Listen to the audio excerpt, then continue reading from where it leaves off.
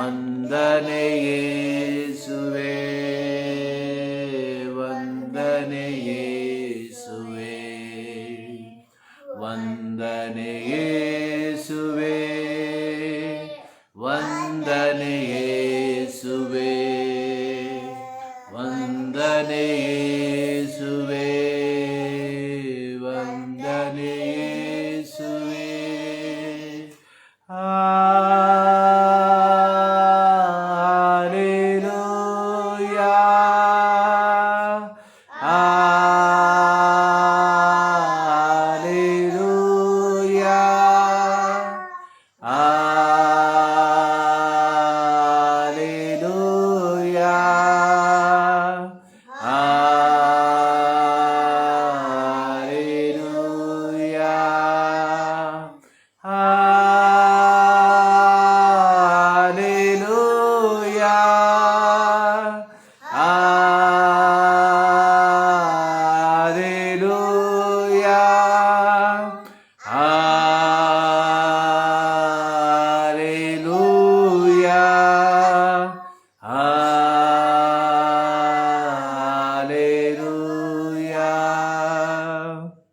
Thank you, Jesus.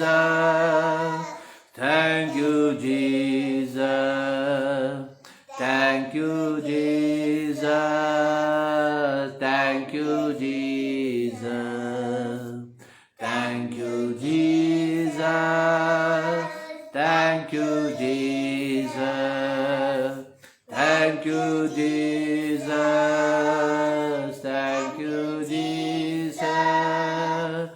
நன்றி ஏசையா, நன்றி ஏசையா, நன்றி ஏசையா, நன்றி ஏசையா, நன்றி ஏசையா, நன்றி ஏசையா, நன்றி ஏசையா, நன்றி ஏசையா.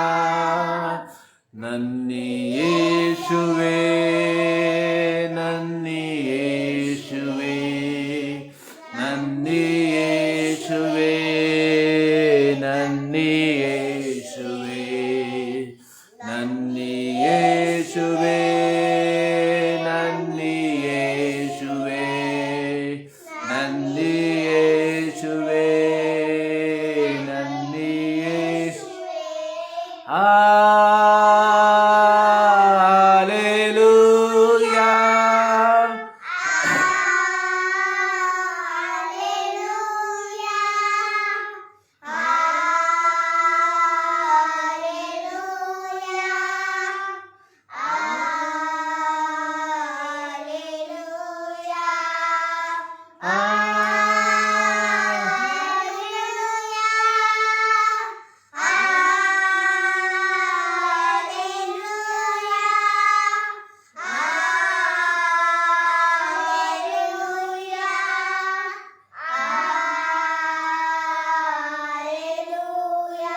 ಪರಲೋಕದಲ್ಲಿರುವ ನಮ್ಮ ಪ್ರೀತಿಯ ತಂದೆಯಾದ ದೇವರೇ, ಈ ಪರಿಶುದ್ಧ ದಿನಕ್ಕಾಗಿ ನಾವು ನಿಮಗೆ ಕೃತಜ್ಞತೆಯನ್ನು ಸಲ್ಲಿಸುತ್ತೇವೆ. ಈ ವಾರದ ಮೊದಲನೆಯ ದಿನದಲ್ಲಿ ಕರ್ತನೇ, ನಿಮ್ಮ ಮಕ್ಕಳಾದ ನಾವು ನಿಮ್ಮನ್ನು ಆರಾಧಿಸುವಂತಹ, ನಿಮ್ಮನ್ನು ಸ್ತುತಿಸುವಂತಹ, ನಿಮ್ಮ ಉಪಕಾರಗಳನ್ನು ಸ್ಮರಿಸಿ ನಿಮಗೆ ಸ್ತೋತ್ರವನ್ನು ಸಲ್ಲಿಸುವಂತಹ ಈ ಆರಾಧನೆಯ ದಿನದಲ್ಲಿ ಕರ್ತನೇ, ನಿಮ್ಮ ಮಕ್ಕಳಾದ ನಾವು ಮತ್ತೊಂದಾವರ್ತಿ ನಿಮ್ಮ ಸನ್ನಿಧಾನದಲ್ಲಿ ಕೃತಜ್ಞತೆಯಿಂದ ನಾವು ಸೇರಿ ಬರುವುದಕ್ಕೆ ಕೊಟ್ಟಂಥ ಈ ಒಂದು ಸಂದರ್ಭಕ್ಕಾಗಿ ನಾವು ನಿಮಗೆ ಕೃತಜ್ಞತೆಯನ್ನು ಸಲ್ಲಿಸುವಂಥವರಾಗಿದ್ದೇವೆ. ಆಕಾಶವು ನಿನ್ನ ಸಿಂಹಾಸನವು, ಭೂಮಿಯು ನಿನ್ನ ಪಾದಪೀಠವು. ನಿನ್ನ ಪಾದಪೀಠದ ಕೆಳಗೆ ನಿಮ್ಮ ಮಕ್ಕಳಾದ ನಾವು ಕರ್ತನೆ ನಿಮ್ಮನ್ನು ಆರಾಧಿಸುವುದಕ್ಕೆ ನಮ್ಮನ್ನು ಬರಮಾಡಿದ್ದಕ್ಕಾಗಿ ನಾವು ನಿಮಗೆ ಕೃತಜ್ಞತೆಯನ್ನು ಮತ್ತೊಂದು ಆವರ್ತಿ ಸಲ್ಲಿಸುವಂಥವರಾಗಿದ್ದೇವೆ. ಪ್ರತ್ಯೇಕವಾಗಿ ಲೋಕದ ಕಡೆಗೆ ತಿರುಗಿ ನೋಡುವಾಗ ಈ ದಿನವನ್ನು ಕಾಣುವುದಕ್ಕೆ ಆಸೆಪಟ್ಟಂತಹ ಅನೇಕರು ಈ ದಿನವನ್ನು ಕಾಣುವುದಕ್ಕೆ ಸಾಧ್ಯವಿಲ್ಲದೆ ಈ ಲೋಕವನ್ನು ಬಿಟ್ಟು ಅಗಲಿ ಹೋಗಿದ್ದಾರೆ. ಆದಾಗ್ಯೂ ನಿಮ್ಮ ಮಕ್ಕಳಾದ ನಮ್ಮನ್ನು ಕೂಡಿ ತನ್ನ ಮರಿಗಳನ್ನು ತನ್ನ ರೆಕ್ಕೆಯಲ್ಲಿ ಕಾಯುವಂತೆ ನಿನ್ನ ಪರಿಪಾಲನಾ ಮಾರ್ಗವನ್ನು ನೆನೆಸಿ ಮತ್ತೊಂದಾವರ್ತಿ ನಾವು ನಿಮಗೆ ಸ್ತೋತ್ರವನ್ನು ಸಲ್ಲಿಸುವಂಥವರಾಗಿದ್ದೇವೆ. ಇಂದಿನ ಆರಾಧನೆಯನ್ನು ನಿಮ್ಮ ಕರಗಳಿಗೆ ಸಮರ್ಪಿಸುವಂಥವರಾಗಿದ್ದೇವೆ. ಇಂದಿನ ಆರಾಧನೆಯನ್ನು ಕರ್ತನೇ ನೀನು ಆಶೀರ್ವದಿಸು. ಇಂದಿನ ಆರಾಧನೆಯ ಪ್ರಾರಂಭದಿಂದ ಅಂತ್ಯದವರೆಗೆ ದೈವಿಕ ಸಾನ್ನಿಧ್ಯವನ್ನು ಅನುಭವಿಸುವಂತೆ ನೀನು ಕೃಪೆ ಮಾಡೆಂಬುದಾಗಿ ನಾವು ಪ್ರಾರ್ಥಿಸುವಂಥವರಾಗಿದ್ದೇವೆ. ನಾವು ಹಾಡುವಂಥ ಹಾಡುಗಳು, ನಾವು ಓದುವಂಥ ಕೀರ್ತನೆ, ನಾವು ಧ್ಯಾನ ಮಾಡುವಂಥ ನಿಮ್ಮ ವಾಕ್ಯ ಎಲ್ಲದರ ಮೂಲಕವಾಗಿ ನಿನ್ನ ನಾಮ ಮಹಿಮೆ ಹೊಂದುವಂತೆ ನೀನು ಕೃಪೆ ಮಾಡೆಂಬುದಾಗಿ ನಾವು ಪ್ರಾರ್ಥಿಸುವಂಥವರಾಗಿದ್ದೇವೆ. ಈ ಸಂದರ್ಭದಲ್ಲಿ ಮತ್ತೊಂದು ಆವರ್ತಿ ಕರ್ತನೆ ನಮ್ಮ ದೇಶದಲ್ಲಿ, ನಮ್ಮ ರಾಜ್ಯದಲ್ಲಿ, ನಮ್ಮ ಪಟ್ಟಣಗಳಲ್ಲಿ ನಡೆಯುವಂಥ ಪ್ರತಿಯೊಂದು ಪರಿಶುದ್ಧ ಆರಾಧನೆಗಳನ್ನು ನಿಮ್ಮ ಕರಗಳಿಗೆ ಒಪ್ಪಿಸಿಕೊಡ್ತಾ ಇದ್ದೇವೆ. ಹೌದು ಕರ್ತನೆ, ಇಂದಿನ ಆರಾಧನೆ ನಮ್ಮ ದೇಶಕ್ಕೆ, ನಮ್ಮ ರಾಜ್ಯಕ್ಕೆ, ನಮ್ಮ ಪಟ್ಟಣಗಳಿಗೆ ಬಿಡುಗಡೆಗೆ ಕಾರಣವಾಗಿ ಮಾರ್ಪಡಲಿ ಎಂಬುದಾಗಿ ನಾವು ಪ್ರಾರ್ಥಿಸುವಂಥವರಾಗಿದ್ದೇವೆ. ಇಂದಿನ ಆರಾಧನೆಯಲ್ಲಿ ನಿನ್ನ ನಾಮವು ಮಹಿಮೆ ಹೊಂದುವಂತೆ, ನಿನ್ನ ನಾಮವು ಎತ್ತಲ್ಪಡುವಂತೆ ಕೃಪೆ ಮಾಡೆಂಬುದಾಗಿ ನಾವು ಪ್ರಾರ್ಥಿಸುವಂಥವರಾಗಿದ್ದೇವೆ. ಆರಾಧನೆಗೆ ಅಡ್ಡಿಯಾಗಿ ನಮ್ಮ ಜೀವಿತದಲ್ಲಿರುವಂಥ ಎಲ್ಲ ಮಾಲಿನ್ಯಗಳನ್ನು, ಎಲ್ಲ ಪಾಪಗಳನ್ನು ಮತ್ತು ದಾವರ್ತಿ ಅರಿಕೆ ಮಾಡ್ತಾ ಇದ್ದೇವೆ. ಪರಿಶುದ್ಧನಾದ ದೇವರನ್ನು ಪರಿಶುದ್ಧತೆಯಲ್ಲಿ ಆರಾಧಿಸುವುದಕ್ಕೆ ನಮ್ಮ ಪ್ರತಿಯೊಬ್ಬರನ್ನ ಯೋಗ್ಯರನ್ನಾಗಿ ಮಾರ್ಪಡಿಸು ಎಂಬುದಾಗಿ ನಾವು ಪ್ರಾರ್ಥಿಸುವಂಥವರಾಗಿದ್ದೇವೆ. ಈ ಬೆಳಗಿನ ಜಾವದಲ್ಲಿ ತಂದೆ, ಮಗ, ಪವಿತ್ರಾತ್ಮನ ನಾಮದಲ್ಲಿ ಇಂದಿನ ಆರಾಧನೆಯನ್ನು ಪ್ರಾರಂಭಿಸುತ್ತೇವೆ. ತ್ರಿಯೇಕ ದೇವರ ಸಾನ್ನಿಧ್ಯವನ್ನು ಪ್ರಾರಂಭದಿಂದ ಅಂತ್ಯದವರೆಗೆ ನಾವು ಅನುಭವಿಸುವಂತೆ ನೀನು ಕೃಪೆ ಮಾಡು. ಎಲ್ಲಿ ಇಬ್ಬರಾಗಲಿ ಮೂವರಾಗಲಿ ನನ್ನ ನಾಮದಲ್ಲಿ ಸೇರಿ ಬರುತ್ತಾರೋ ಅವರ ಮಧ್ಯದಲ್ಲಿ ನಾನಿದ್ದೇನೆ ಎಂದು ವಾಗ್ದಾನ ಮಾಡಿರುವ ದೇವರ ಸಾನ್ನಿಧ್ಯವನ್ನು ಮತ್ತೊಂದು ಆವರ್ತಿ ಈ ಬೆಳಗಿನ ಜಾವದಲ್ಲಿ ಪ್ರತಿಯೊಬ್ಬರು ಅನುಭವಿಸುವಂತೆ ನೀನು ಕೃಪೆ ಮಾಡು. ಪ್ರಾರ್ಥನೆ ಕೇಳಿದ್ದಕ್ಕಾಗಿ ಸ್ತೋತ್ರ. ಯೇಸು ಕ್ರಿಸ್ತನ ಮುದ್ದು ನಾಮದಲ್ಲಿ ಬೇಡುತ್ತೇವೆ ನಮ್ಮ ಪ್ರೀತಿಯ ತಂದೆಯೇ, ಆಮೇನ್. ದೇವನಾಮಕ್ಕೆ ಸ್ತೋತ್ರವಾಗಲಿ. ಒಂದು ಹಾಡನ್ನು ಹಾಡಿ ನಾವು ದೇವರನ್ನು ಮಹಿಮೆ ಪಡಿಸುವ. ಮಹಿಮೆ ಮಹಿಮೆ ಸದಾ ಆತನಿಗೆ, ಯೇಸು ರಾಜ ನಿಂಗಾಗಲಿ. ರಕ್ಷಣಾನಂದವ ನೀಡಿದ ಕರ್ತನ ಎಂದೆಂದು ಹಾಡಿ ಕೊಂಡಾಡುವೆ ಎಂಬ ಹಾಡನ್ನು ಹಾಡಿ ನಾವು ದೇವರನ್ನು ನಾವು ಮಹಿಮೆ ಪಡಿಸುವ. ಮಹಿಮೆ ಸದಾ ಆತನಿಗೆ, ಯೇಸು ರಾಜನಿಗೆಂದಿಗಾಗಲಿ. ಮಹಿಮೆ ಮಹಿಮೆ ಸದಾ ಆತನಿಗೆ, ಯೇಸು ರಾಜನಿಗೆಂದಿಗಾಗಲಿ. ರಕ್ಷಣಾನಂದವ ನೀಡಿದ ಕರ್ತನ ಎಂದೆಂದು ಆಡಿಕೊಂಡಾಡುವೆ. ರಕ್ಷಣಾನಂದವ ನೀಡಿದ ಕರ್ತನ ಎಂದೆಂದು ಆಡಿಕೊಂಡಾಡುವೆ. ಆನಂದವೇ ಪರಮಾನಂದವೇ ಸ್ವರ್ಗ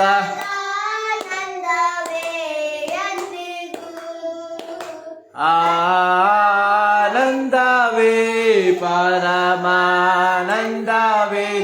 ಸ್ವರ್ಗದಾನಂದವೇ ಎಂದಿಗೂ. ಅತಿ ಘೋರವಾದ ಪಾಪದ ಬಂಧದಿ ನನ್ನನ್ನೆಂದಿಗೂ ಬಿಡಿಸಿದನು. ಅತಿ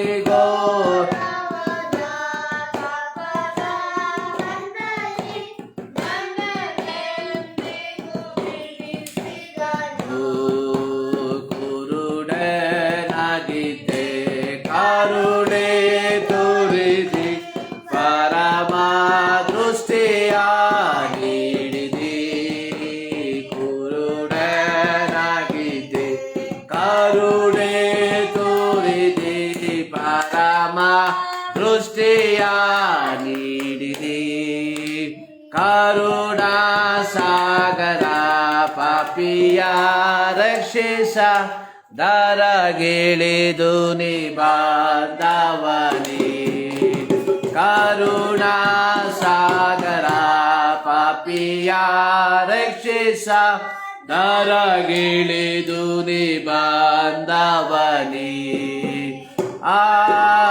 ಆನಂದವೇ ಪರಮಾನಂದವೇ ಸ್ವರ್ಗದಾನಂದವೇ ಎಂದಿಗೂ. ಆನಂದವೇ ಪರಮಾನಂದವೇ ಸ್ವರ್ಗ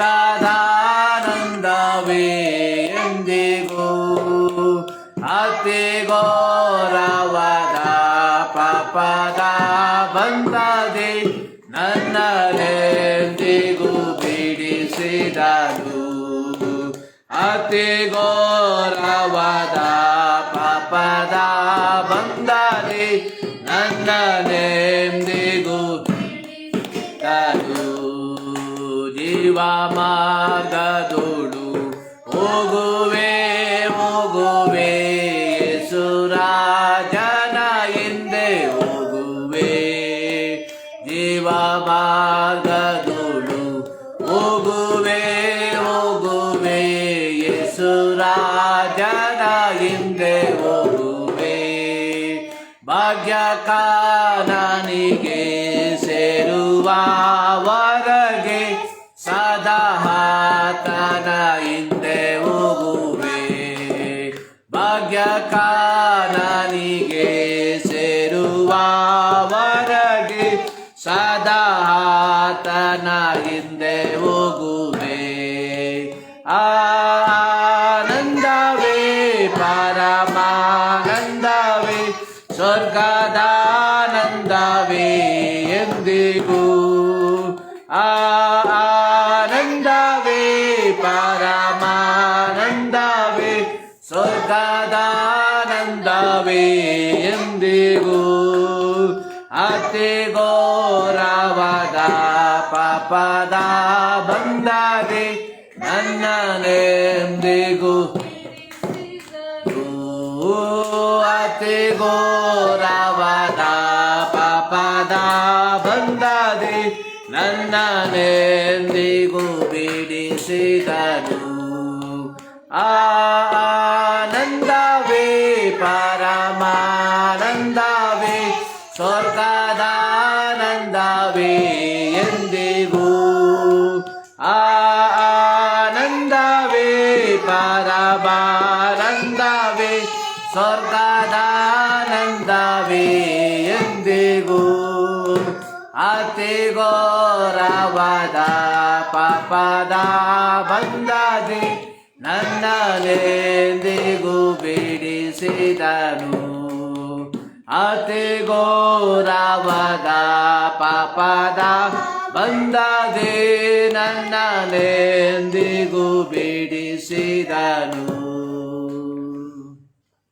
ಮಹಿಮೆ ಮಹಿಮೆ ಸದಾತನಿಗೆ ಯೇಸುರಾಜನಿಗಿಂದಿಗಾಗಲಿ. ರಕ್ಷಣಾನಂದವ ನೀಡಿದ ಕರ್ತನ ಎಂದೆಂದು ಹಾಡಿ ಕೊಂಡಾಡುವೆನು. ಮಹಿಮೆಗೆ ಯೋಗ್ಯನಾದಂಥ ದೇವರನ್ನ ಮತ್ತೊಂದು ಆವರ್ತಿ ಈ ಡಿಸೆಂಬರ್ ತಿಂಗಳಿನ 20ನೇ ತಾರೀಕಿನಂದು 2020 ಡಿಸೆಂಬರ್ 20ನೇ ತಾರೀಕಿನಂದು ಮತ್ತೊಂದು ಆವರ್ತಿ ಈ ದೇವರನ್ನ ಸ್ತುತಿಸುವುದಕ್ಕೆ ದೇವರು ನಮ್ಮ ಜೀವಿತದಲ್ಲಿ ಕೊಟ್ಟಿರುವಂಥ ಸಮಯವನ್ನು ನೆನೆಸಿ ನಾವು ದೇವರಿಗೆ ಕೃತಜ್ಞತೆಯನ್ನು ಸಲ್ಲಿಸುವಂಥವರಾಗಿರಬೇಕು. ಇನ್ನೊಂದು ಹಾಡನಾಡಿ ದೇವರನ್ನ ಮಹಿಮೆಪಡಿಸುವ.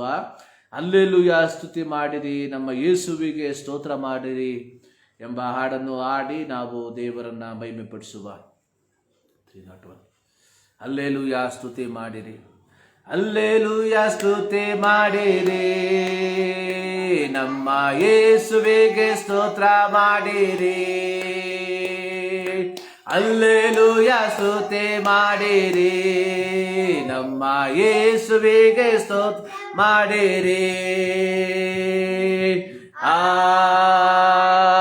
Hallelujah hallelujah hallelujah hallelujah hallelujah hallelujah. ನನ್ನ ಜೀವಿತದಿ ಸದಾ ನಿನ್ನನ್ನೇ ಸ್ಮರಿಸುವೆನು. ನನ್ನ ಜೀವಿತದಿ ಸದಾ ನಿನ್ನನ್ನೇ ಸ್ಮರಿಸುವೆನು.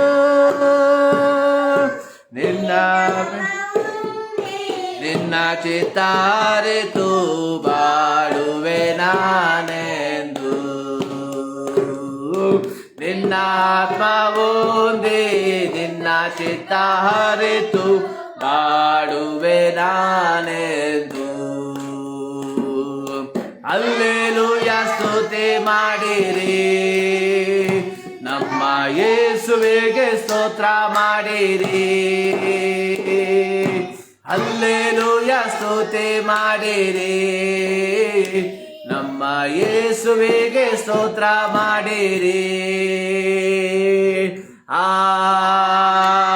Hallelujah hallelujah hallelujah hallelujah hallelujah hallelujah. ಶಿಲುಬೆಯ ಯಜ್ಞಾದಿ ನಿನ್ನ ರಕ್ತವ ಸುರಿಸಿದಿ.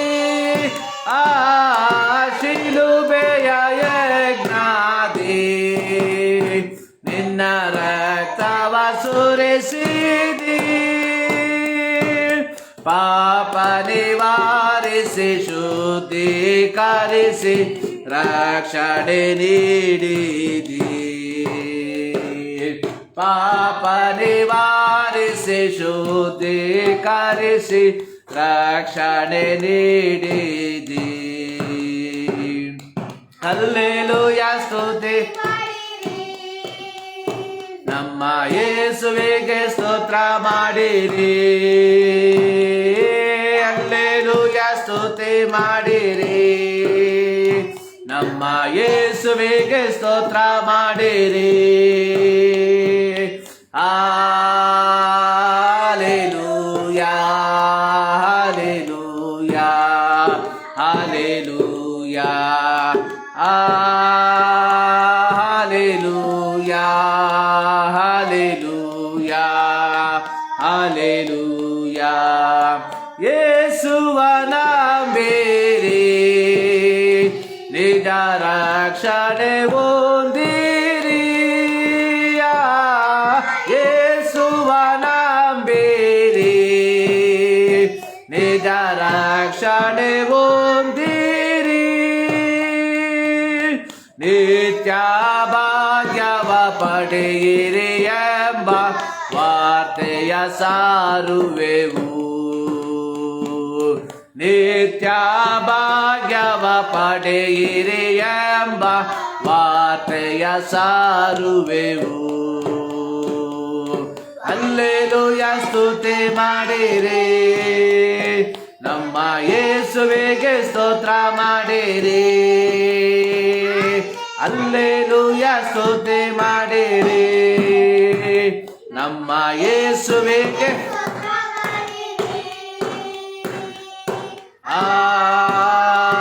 Hallelujah hallelujah hallelujah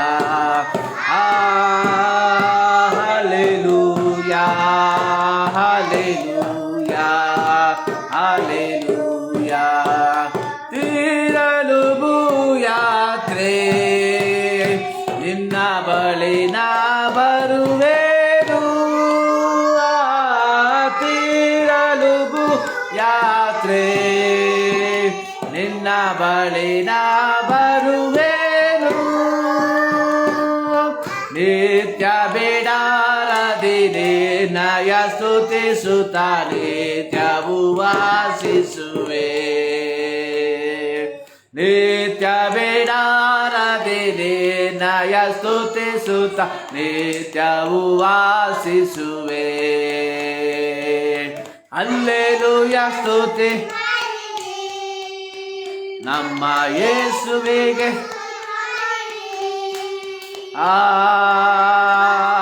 hallelujah hallelujah hallelujah hallelujah hallelujah hallelujah hallelujah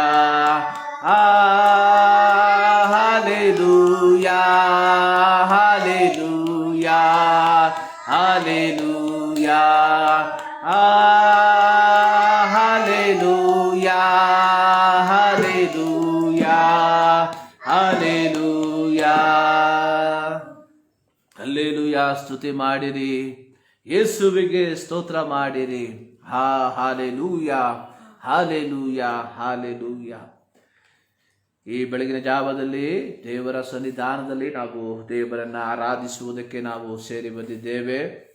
ಈಗ ಒಂದು ಇಂಗ್ಲಿಷ್ ಹಾಡನ್ನ ಹಾಡಿ ನಾವು ದೇವರನ್ನ ಮಹಿಮೆ ಪಡಿಸುವ.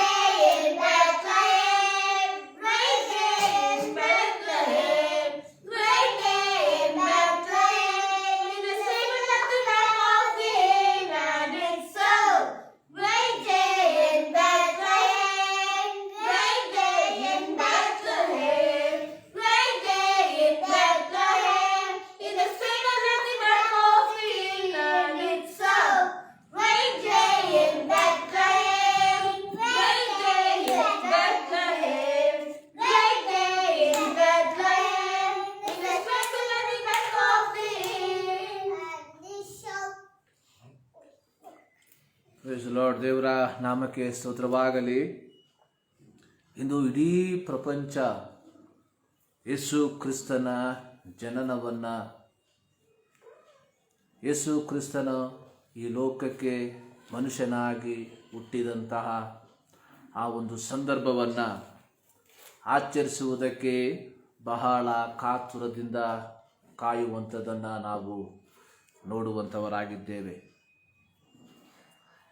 ಪ್ರತ್ಯೇಕವಾಗಿ ಯುರೋಪ್ ದೇಶಗಳಲ್ಲಿ ಹಾಗೂ ಅಮೇರಿಕಾ ದೇಶಗಳಲ್ಲಿ ನವೆಂಬರ್ ತಿಂಗಳಿನಿಂದಲೇ ಯೇಸು ಕ್ರಿಸ್ತನ ಜನನವನ್ನು ಆಚರಿಸುವುದಕ್ಕೆ ಜನರು ಪ್ರಾರಂಭಿಸಿರುವಂಥದ್ದನ್ನು ನಾವು ನೋಡುವಂಥವರಾಗಿದ್ದೇವೆ. ಯೇಸು ಕ್ರಿಸ್ತನ ಜನನ ಚರಿತ್ರೆಯನ್ನು ಬದಲಾಯಿಸಿದಂಥ ಒಂದು ಅಮೂಲ್ಯವಾದಂತಹ ಒಂದು ದಿನವಾಗಿದೆ. ಇವತ್ತು ನಾವು ದೇವರ ಸನ್ನಿಧಾನದಲ್ಲಿ ಕುಳಿತುಕೊಂಡು ದೇವರನ್ನು ಆರಾಧಿಸುವುದಕ್ಕೆ, ಇವತ್ತು ನಾವು ಯೇಸು ಸ್ವಾಮಿಯ ಮಕ್ಕಳಾಗಿ ಮಾರ್ಪಡುವುದಕ್ಕೆ ಮೂಲ ಕಾರಣ 2020 ವರ್ಷಗಳ ಹಿಂದೆ ಸರ್ವಶಕ್ತನಾದ ದೇವರು ಮಾನವನ ರೂಪವನ್ನು ತಾಳಿ ಈ ಲೋಕಕ್ಕೆ ಬಂದದರ ಫಲವಾಗಿ ಅನೇಕರು ಅನೇಕ ವಿಧದಲ್ಲಿ ಕ್ರಿಸ್ತನ ಜನನವನ್ನು ಅಥವಾ ಕ್ರಿಸ್ಮಸ್ ಹಬ್ಬವನ್ನು ಆಚರಿಸುವಂಥದ್ದನ್ನು ನಾವು ನೋಡುವಂಥವರಾಗಿದ್ದೇವೆ. ಇನ್ನೊಂದು ಭಾಗದಲ್ಲಿ ನಾವು ನೋಡುವಾಗ ಅನೇಕರು ಕ್ರಿಸ್ತನಿಲ್ಲದ ಒಂದು ಕ್ರಿಸ್ಮಸ್ಸನ್ನು ಆಚರಿಸುವಂಥದ್ದನ್ನು ನಾವು ನೋಡ್ತಾ ಇದ್ದೇವೆ. ಆದರೆ ನಿಜವಾದಂತಹ ಕ್ರಿಸ್ಮಸ್ ಏನೆಂಬುದಾಗಿ ನಾವು ಅರ್ಥ ಮಾಡಿಕೊಂಡು, ಯಾತಕ್ಕೋಸ್ಕರವಾಗಿ ಯೇಸು ಸ್ವಾಮಿ ಈ ಲೋಕಕ್ಕೆ ಮನುಷ್ಯನಾಗಿ ಜಾತನಾದನು ಎಂಬುದನ್ನು ಅರ್ಥ ಮಾಡಿಕೊಂಡು ಅದನ್ನು ನಮ್ಮ ಜೀವಿತದಲ್ಲಿ ಮನದಟ್ಟು ಮಾಡಿಕೊಂಡು ಈ ಕ್ರಿಸ್ಮಸ್ ಹಬ್ಬವನ್ನು ಆಚರಿಸುವಂಥದ್ದು ಬಹಳ ಪ್ರಾಮುಖ್ಯವಾಗಿರುವಂತಹ ಒಂದು ವಿಚಾರ. ಯೇಸು ಸ್ವಾಮಿ ಲೋಕದಲ್ಲಿ ಹುಟ್ಟಿದಂತಹ ಸಂದರ್ಭದಲ್ಲಿ ಮೊದಲ ಸಂದೇಶವನ್ನು ಲೂಕನ ಸುವಾರ್ತೆ ಅದರ 2ನೇ ಅಧ್ಯಾಯದಲ್ಲಿ ನಾವು ನೋಡುವಂಥವರಾಗಿದ್ದೇವೆ. ಲೂಕನ ಸುವಾರ್ತೆ 2ನೇ ಅಧ್ಯಾಯ ಅದರ 10ನೇ ವಾಕ್ಯದಲ್ಲಿ ಯೇಸು ಸ್ವಾಮಿ ಈ ಲೋಕಕ್ಕೆ ಜನಿಸಿದಂತಹ ಸಂದರ್ಭದಲ್ಲಿ ಪರಲೋಕದ ದೂತರು ಜನರಿಗೆ ಕೊಟ್ಟಂತಹ ಮೊದಲ ಸಂದೇಶ ಅದರ 10ನೇ ವಾಕ್ಯದಲ್ಲಿ ಈ ರೀತಿ ಬರೆಯಲ್ಪಟ್ಟಿದೆ. ಆ ದೂತನು ಅವರಿಗೆ, ಹೆದರಬೇಡಿರಿ, ಕೇಳಿರಿ, ಜನರಿಗೆಲ್ಲ ಮಹಾ ಸಂತೋಷವನ್ನು ಉಂಟು ಮಾಡುವ ಶುಭ ಸಮಾಚಾರವನ್ನು ನಿಮಗೆ ತಿಳಿಸುತ್ತೇವೆ. ಯೇಸು ಕ್ರಿಸ್ತನ ಜನನದಲ್ಲಿ ಲೋಕಕ್ಕೆ ಲಭಿಸಿದಂತಹ ಮೊದಲನೆಯ ಸಂದೇಶ, ಹೆದರಬೇಡಿರಿ, ಫಿಯರ್ ನಾಟ್. ಯಾಕೆಂದರೆ ಇಡೀ ಪ್ರಪಂಚ ಭಯದ ವಾತಾವರಣದಲ್ಲಿ ಜೀವಿಸುವಂತಹ ಸಂದರ್ಭದಲ್ಲಿ ಯೇಸು ಕ್ರಿಸ್ತನು ಈ ಲೋಕಕ್ಕೆ ಜನರಿಗೆ ಒಂದು ಶುಭ ಸಂದೇಶವನ್ನು, ಶುಭ ಸಮಾಚಾರವನ್ನು ತಿಳಿಸುತ್ತಾ ಆತನು ಜಾತನಾದನು ಎಂಬುದಾಗಿ ನಾವು ನೋಡುವಂಥವರಾಗಿದ್ದೇವೆ. ಆದುದರಿಂದಲೇ ದೂತರು ಜನರಿಗೆ ಹೇಳಿದಂತಹ ಒಂದು ಸಂದೇಶ, ಹೆದರಬೇಡಿರಿ ಎಂಬುದಾಗಿ. ಅದರ ಕೆಳಗಿನ ಭಾಗದಲ್ಲಿ ನೋಡುವಂಥದ್ದು, ಕೇಳಿರಿ, ಜನರಿಗೆಲ್ಲ ಮಹಾ ಸಂತೋಷವನ್ನು ಉಂಟು ಮಾಡುವ ಶುಭ ಸಮಾಚಾರವನ್ನು ನಿಮಗೆ ತಿಳಿಸುತ್ತೇನೆ. ಪ್ರತಿಯೊಬ್ಬ ಕ್ರೈಸ್ತನು ಯೇಸು ಸ್ವಾಮಿಯನ್ನ ಸ್ವಂತ ರಕ್ಷಕನಾಗಿ ಅಂಗೀಕರಿಸಿರುವಂತಹ ಪ್ರತಿಯೊಬ್ಬ ಕ್ರೈಸ್ತನು ಈ ಲೋಕಕ್ಕೆ ಈ ಕ್ರಿಸ್ಮಸ್ ಸಂದರ್ಭದಲ್ಲಿ, ಈ ಕ್ರಿಸ್ಮಸ್ ತಿಂಗಳಿನಲ್ಲಿ ಹೇಳಬೇಕಾಗಿರುವಂತಹ ಒಂದು ಸಂದೇಶ, ಹೆದರಬೇಡಿರಿ. ಎಲ್ಲರಿಗೂ ಜನರಿಗೆ ಶುಭ ಸಂದೇಶವನ್ನ ಅಥವಾ ಶುಭ ಸಮಾಚಾರವನ್ನ, ಜನರಿಗೆ ಸಂತೋಷವನ್ನ ಉಂಟು ಮಾಡುವ ಶುಭ ಸಮಾಚಾರವನ್ನ ನಾವು ನಿಮಗೆ ತಿಳಿಸುತ್ತೇವೆ. ಪ್ರಿಯರೇ, ಈ ಸಂದೇಶವನ್ನ ಹೇಳದೆ ನಾವು ನಮ್ಮ ನಮ್ಮ ಮನೆಗಳಲ್ಲಿ ಅಥವಾ ನಮ್ಮ ನಮ್ಮ ಸಭೆಗಳಲ್ಲಿ ಅಥವಾ ನಮ್ಮ ನಮ್ಮ ಕಮ್ಯುನಿಟಿಗಳಲ್ಲಿ ಕ್ರಿಸ್ಮಸ್ ಹಬ್ಬವನ್ನು ಆಚರಿಸುವುದರಿಂದ ನಿಮಗಾಗಲಿ ಪಾಲ್ಗೊಂಡಂಥ ವ್ಯಕ್ತಿಗಳಿಗಾಗಲಿ ದೇವರಿಗಾಗಲಿ ಯಾವ ಪ್ರಯೋಜನವೂ ಇಲ್ಲ. ನಿಜವಾದಂಥ ಕ್ರಿಸ್ಮಸ್ ಅನ್ನುವಂಥದ್ದು ಭಯದ ವಾತಾವರಣದಲ್ಲಿ ಜೀವಿಸುವಂತಹ ಜನರಿಗೆ, ಯೇಸು ಸ್ವಾಮಿ ಹುಟ್ಟಿದಂಥ ಸಂದರ್ಭದಲ್ಲಿ ಆ ಪ್ಯಾಲೆಸ್ಟೈನ್ ಪ್ರಾಂತ್ಯದಲ್ಲಿ ವಾಸಿಸುವಂತಹ ಜನರು ಒಂದು ಭಯದ ವಾತಾವರಣದಲ್ಲಿ ಜೀವಿಸುತ್ತಾ ಇದ್ದರು. ಈ 2020ರಲ್ಲಿ ಕೇವಲ ಪ್ಯಾಲೆಸ್ಟೈನ್ ಜನರು ಮಾತ್ರವಲ್ಲ, ಇಡೀ ಪ್ರಪಂಚದಲ್ಲಿರುವಂತಹ ಪ್ರತಿಯೊಬ್ಬರು ಭಯದ ವಾತಾವರಣದಲ್ಲಿ ಜೀವಿಸುವಂಥದ್ದನ್ನು ನಾವು ನೋಡ್ತಾ ಇದ್ದೇವೆ. ಪ್ರತ್ಯೇಕವಾಗಿ 2020 ನಮ್ಮ ಜೀವಿತದಲ್ಲಿ ಯಾವೆಲ್ಲ ರೀತಿಯ ಭಯವನ್ನು ಉಂಟು ಮಾಡಿದೆ ಎಂಬುದಾಗಿ ವೈಯಕ್ತಿಕವಾಗಿ ಒಂದು ಸಾರಿ ಆಲೋಚಿಸಿಕೊಳ್ಳ್ರಿ. ಎಷ್ಟು ಬಾರಿ ನಾವು ಯೋಚಿಸಿರಬಹುದು, ಈ ಒಂದು ರೋಗದ ಮೂಲಕವಾಗಿ ನಾನು ಮಣ್ಣಿಗೆ ಮಣ್ಣಾಗಿ ಹೋಗಬಹುದು ಎಂಬುದಾಗಿ. ಎಷ್ಟು ಬಾರಿ ನಾವು ಯೋಚಿಸಿರಬಹುದು, ನಮ್ಮ ಪ್ರಿಯರು ಈ ರೋಗದ ಮೂಲಕ ಮಣ್ಣಿಗೆ ಮಣ್ಣಾಗಿ ಹೋಗಬಹುದು ಎಂಬುದಾಗಿ. ಆದರೆ ಸರ್ವಶಕ್ತನಾದ ದೇವರು ತನ್ನ ಮಹಾ ಕರುಣೆಯಿಂದ, ತನ್ನ ಮಹಾ ಪ್ರೀತಿಯಿಂದ ಆತನು ನಮ್ಮನ್ನ ಈ ಲೋಕದಲ್ಲಿ ಜೀವ ಸಮೇತ ಇಟ್ಟಿರುವಾಗ ಈ ಕ್ರಿಸ್ಮಸ್ ಹಬ್ಬವನ್ನ ನಿಮ್ಮ ನಿಮ್ಮ ಮನೆಗಳಲ್ಲಿ ಆಚರಿಸುವುದಕ್ಕಿಂತ ಮುಂಚಿತವಾಗಿ, ನಿಮ್ಮ ಸಭೆಗಳಲ್ಲಿ ಆಚರಿಸುವುದಕ್ಕಿಂತ ಮುಂಚಿತವಾಗಿ, ನಿಮ್ಮ ಕಮ್ಯುನಿಟಿಗಳಲ್ಲಿ ಆಚರಿಸುವುದಕ್ಕಿಂತ ಮುಂಚಿತವಾಗಿ ಇಡೀ ಪ್ರಪಂಚಕ್ಕೆ ಹೇಳಿರಿ, ಹೆದರಬೇಡಿರಿ ಎಂಬುದಾಗಿ ದೇವದೂತನು ಕುರುಬರಿಗೆ ಕೊಟ್ಟಂತ ಸಂದೇಶ. ಹೆದರಬೇಡಿರಿ. ಜನರಿಗೆಲ್ಲ ಮಹಾ ಸಂತೋಷವನ್ನ ಉಂಟು ಮಾಡುವ ಶುಭ ಸಮಾಚಾರವನ್ನ ನಿಮಗೆ ತಿಳಿಸ್ತೇನೆ. ಏನದು ಸಮಾಚಾರ? ಅದೇನೆಂದರೆ, ಈ ಹೊತ್ತು ದಾವೀದನೂರಿನಲ್ಲಿ ಒಬ್ಬ ರಕ್ಷಕನು ಹುಟ್ಟಿದ್ದಾನೆ. ಅದೇ ಆತನು ಕರ್ತನಾಗಿರುವ ಕ್ರಿಸ್ತನು. ಕ್ರಿಸ್ಮಸ್ ನಮ್ಮ ಜೀವಿತದಲ್ಲಿ ಕೇವಲ ಆನಂದವನ್ನು ತರುವಂಥದ್ದು ಮಾತ್ರವಲ್ಲ, ಕ್ರಿಸ್ಮಸ್ ನಮ್ಮ ಜೀವಿತದ ಮೂಲಕವಾಗಿ ಇಡೀ ಪ್ರಪಂಚಕ್ಕೆ ಹೇಳಬೇಕಾಗಿರುವಂಥ ಒಂದು ಸಂದೇಶ ಕೊಡುವಂಥದ್ದು. ಹೆದರಬೇಡಿರಿ, ನಿಮಗೋಸ್ಕರ ಒಬ್ಬ ರಕ್ಷಕನು ಹುಟ್ಟಿದ್ದಾನೆ. ಈ ರಕ್ಷಕನ ಸಂದೇಶವನ್ನ ಜನರಿಗೆ ತಿಳಿಸುವಂಥದ್ದೇ ಕ್ರಿಸ್ಮಸ್ ಹಬ್ಬದ ಮುಖ್ಯ ಉದ್ದೇಶ.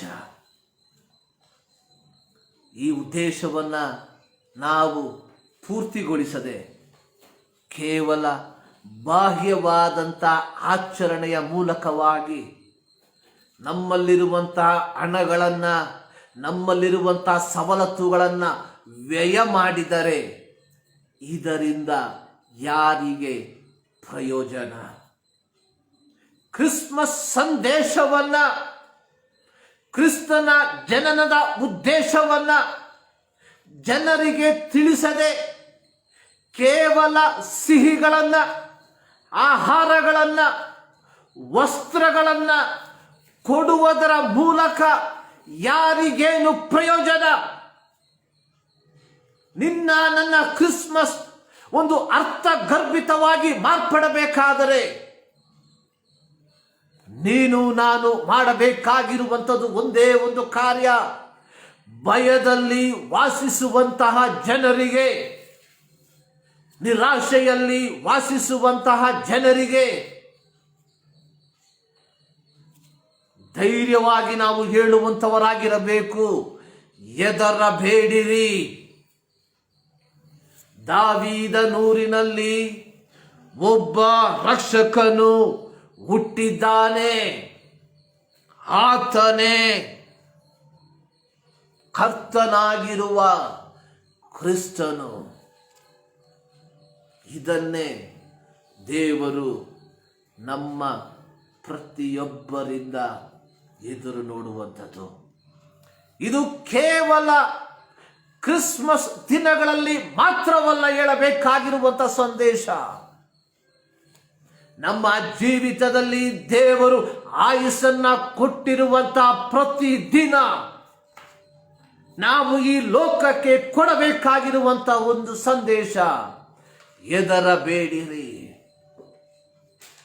ಪ್ರಿಯರೇ, 2020 ನಮ್ಮ ಜೀವಿತದಲ್ಲಿ ವ್ಯಾಕುಲಗಳಿಂದ ತುಂಬಿರುವಂಥ ವರ್ಷವಾಗಿದೆ.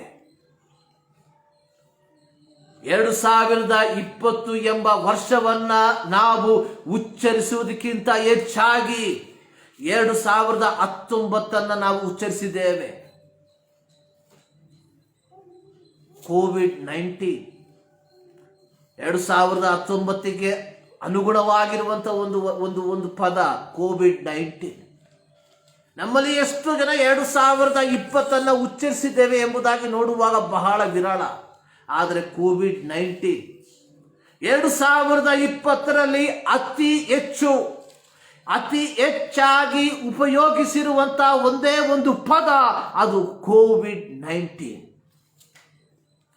ಯಾವ ವ್ಯಕ್ತಿಯ ಬಾಯಲ್ಲಿ ಕೇಳ್ರಿ, ಮಾತನಾಡುವುದಕ್ಕೆ ಪ್ರಾರಂಭಿಸಿದ ಮಗುವಿನ ಬಾಯಿಂದ ಹಿಡಿದು ತನ್ನ ಕೊನೆಯ ಶ್ವಾಸವನ್ನ ತೆಗೆದುಕೊಳ್ಳುವಂತ ವೃದ್ಧನ ಬಾಯಲ್ಲಿಯೂ ಇದ್ದಂತಹ ಒಂದೇ ಒಂದು ಪದ ಕೋವಿಡ್-19. ಯೋಚಿಸಿ, ಜನ ಎಂತಹ ಭಯಭೀತಿಯಲ್ಲಿ ಜೀವಿಸುತ್ತಿದ್ದರು ಎಂಬುದಾಗಿ. ಆದರೆ 2020 ಡಿಸೆಂಬರ್ ತಿಂಗಳಿನಲ್ಲಿ ದೇವರ ಮಕ್ಕಳಿಗೆ ಇಡೀ ಪ್ರಪಂಚಕ್ಕೆ ಹೇಳುವುದಕ್ಕೆ ಒಂದೇ ಒಂದು ಸಂದೇಶ, ಫಿಯರ್ ನಾಟ್, ಹೆದರಬೇಡಿರಿ. ಕಾರಣ, ದಾವೀದನೂರಿನಲ್ಲಿ ಒಬ್ಬ ರಕ್ಷಕನು ಹುಟ್ಟಿದ್ದಾನೆ, ಆತನೇ ಕರ್ತನಾಗಿರುವ ಕ್ರಿಸ್ತನು. ಈ ಬೆಳಗಿನ ಜಾವದಲ್ಲಿ ಈ ದೇವರ ಸನ್ನಿಧಾನದಲ್ಲಿ ನಾನು ಪ್ರಾರಂಭದಲ್ಲಿ ಹೇಳಿದ ರೀತಿಯಲ್ಲಿ ಇವತ್ತು ನಾವು ದೇವರ ಸನ್ನಿಧಾನದಲ್ಲಿ ಕುಳಿತುಕೊಂಡು ದೇವರನ್ನ ಆರಾಧಿಸುವುದಕ್ಕೆ ಮೂಲ ಕಾರಣ, 2000 ವರ್ಷಗಳ ಹಿಂದೆ ನಮ್ಮ ಕರ್ತನಾದ ಯೇಸು ಕ್ರಿಸ್ತನು ಈ ಲೋಕಕ್ಕೆ ಮನುಷ್ಯನಾಗಿ ಹುಟ್ಟಿದ್ದರ ಫಲವಾಗಿ ಇವತ್ತು ನಾವು ದೇವರ ಮಕ್ಕಳಾಗಿ ಮಾರ್ಪಟ್ಟಿರುವಂಥದ್ದು ಆ ಯೇಸು ಕ್ರಿಸ್ತನ ಜನನದ ಮುಖಾಂತರವಾಗಿ ಆಗಿರುವಾಗ ನಮ್ಮ ಕ್ರಿಸ್ಮಸ್ ಕೇವಲ ಆಚರಣೆಗೆ ಸೀಮಿತವಾಗಿ ಮಾರ್ಪಡದೆ, ಅನೇಕ ಸಂದರ್ಭದಲ್ಲಿ ನಮ್ಮ ಕ್ರಿಸ್ಮಸ್ ಕೇವಲ ಆಚರಣೆಗೆ ಸೀಮಿತವಾಗಿ ಮಾರ್ಪಡುವಂಥದ್ದನ್ನು ನಾವು ನೋಡುತ್ತೇವೆ. ಬದಲಾಗಿ ಈ ಒಂದು ಕ್ರಿಸ್ಮಸ್ ನಮ್ಮ ಜೀವಿತದಲ್ಲಿ ಭಯಭೀತರಾಗಿರುವಂಥ ಜನರಿಗೆ, ಹೆದರಿಕೆಯಿಂದ ಕುಳಿತಿರುವಂಥ ಜನರಿಗೆ ನಾವು ಹೇಳೋಣ, ಹೆದರಬೇಡಿರಿ, ದಾವೀದನೂರಿನಲ್ಲಿ ಒಬ್ಬ ರಕ್ಷಕನು ನಮಗಾಗಿ ಹುಟ್ಟಿದ್ದಾನೆ, ಆತನು ಕರ್ತನಾಗಿರುವ ಕ್ರಿಸ್ತನು ಎಂಬುದಾಗಿ. ಈ ಬೆಳಗಿನ ಜಾವದಲ್ಲಿ ನಾವು ದೇವರನ್ನು ಆರಾಧಿಸುವುದಕ್ಕೆ ಸೇರಿ ಬಂದಿರುವಾಗ ಒಂದು ಕೀರ್ತನೆಯ ಕೆಲವು ವಾಕ್ಯಗಳನ್ನು ಓದಿ ನಾವು ದೇವರನ್ನು ಮಹಿಮೆಪಡಿಸೋಣ. ಇಂದು ಆರಿಸಿಕೊಂಡಿರುವಂಥ ಕೀರ್ತನೆಗಳು 89, ಅದು ಸುಮಾರು 52 ವಾಕ್ಯಗಳನ್ನು ಒಳಗೊಂಡಿರುವಂಥ ಒಂದು ಕೀರ್ತನೆ. ಆದರೆ ನಾವು 15 ವಾಕ್ಯಗಳನ್ನು, ಪ್ರಾರಂಭದ 15 ವಾಕ್ಯಗಳನ್ನು ವಾಕ್ಯ ಪ್ರತ್ಯುತ್ತರವಾಗಿ ಓದಿ ನಾವು ದೇವರನ್ನ ಮಹಿಮೆಪಡಿಸೋಣ. Psalms number 89.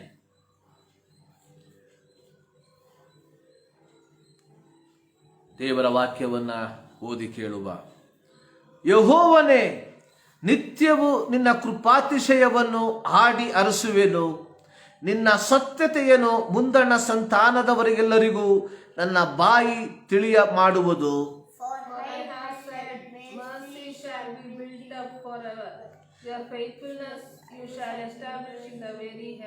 ನೀನು ನುಡಿದದ್ದೇನೆಂದರೆ, ನಾನು ಆರಿಸಿಕೊಂಡ ದಾವೀದನ ಸಂಗಡ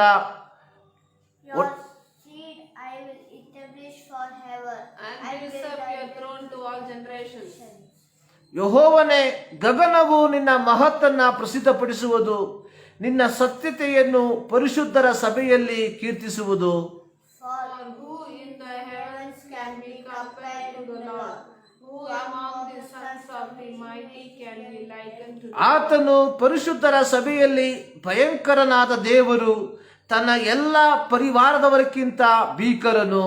O Lord God my of hosts, who is mighty like you, O Lord, your faithfulness also surrounds you.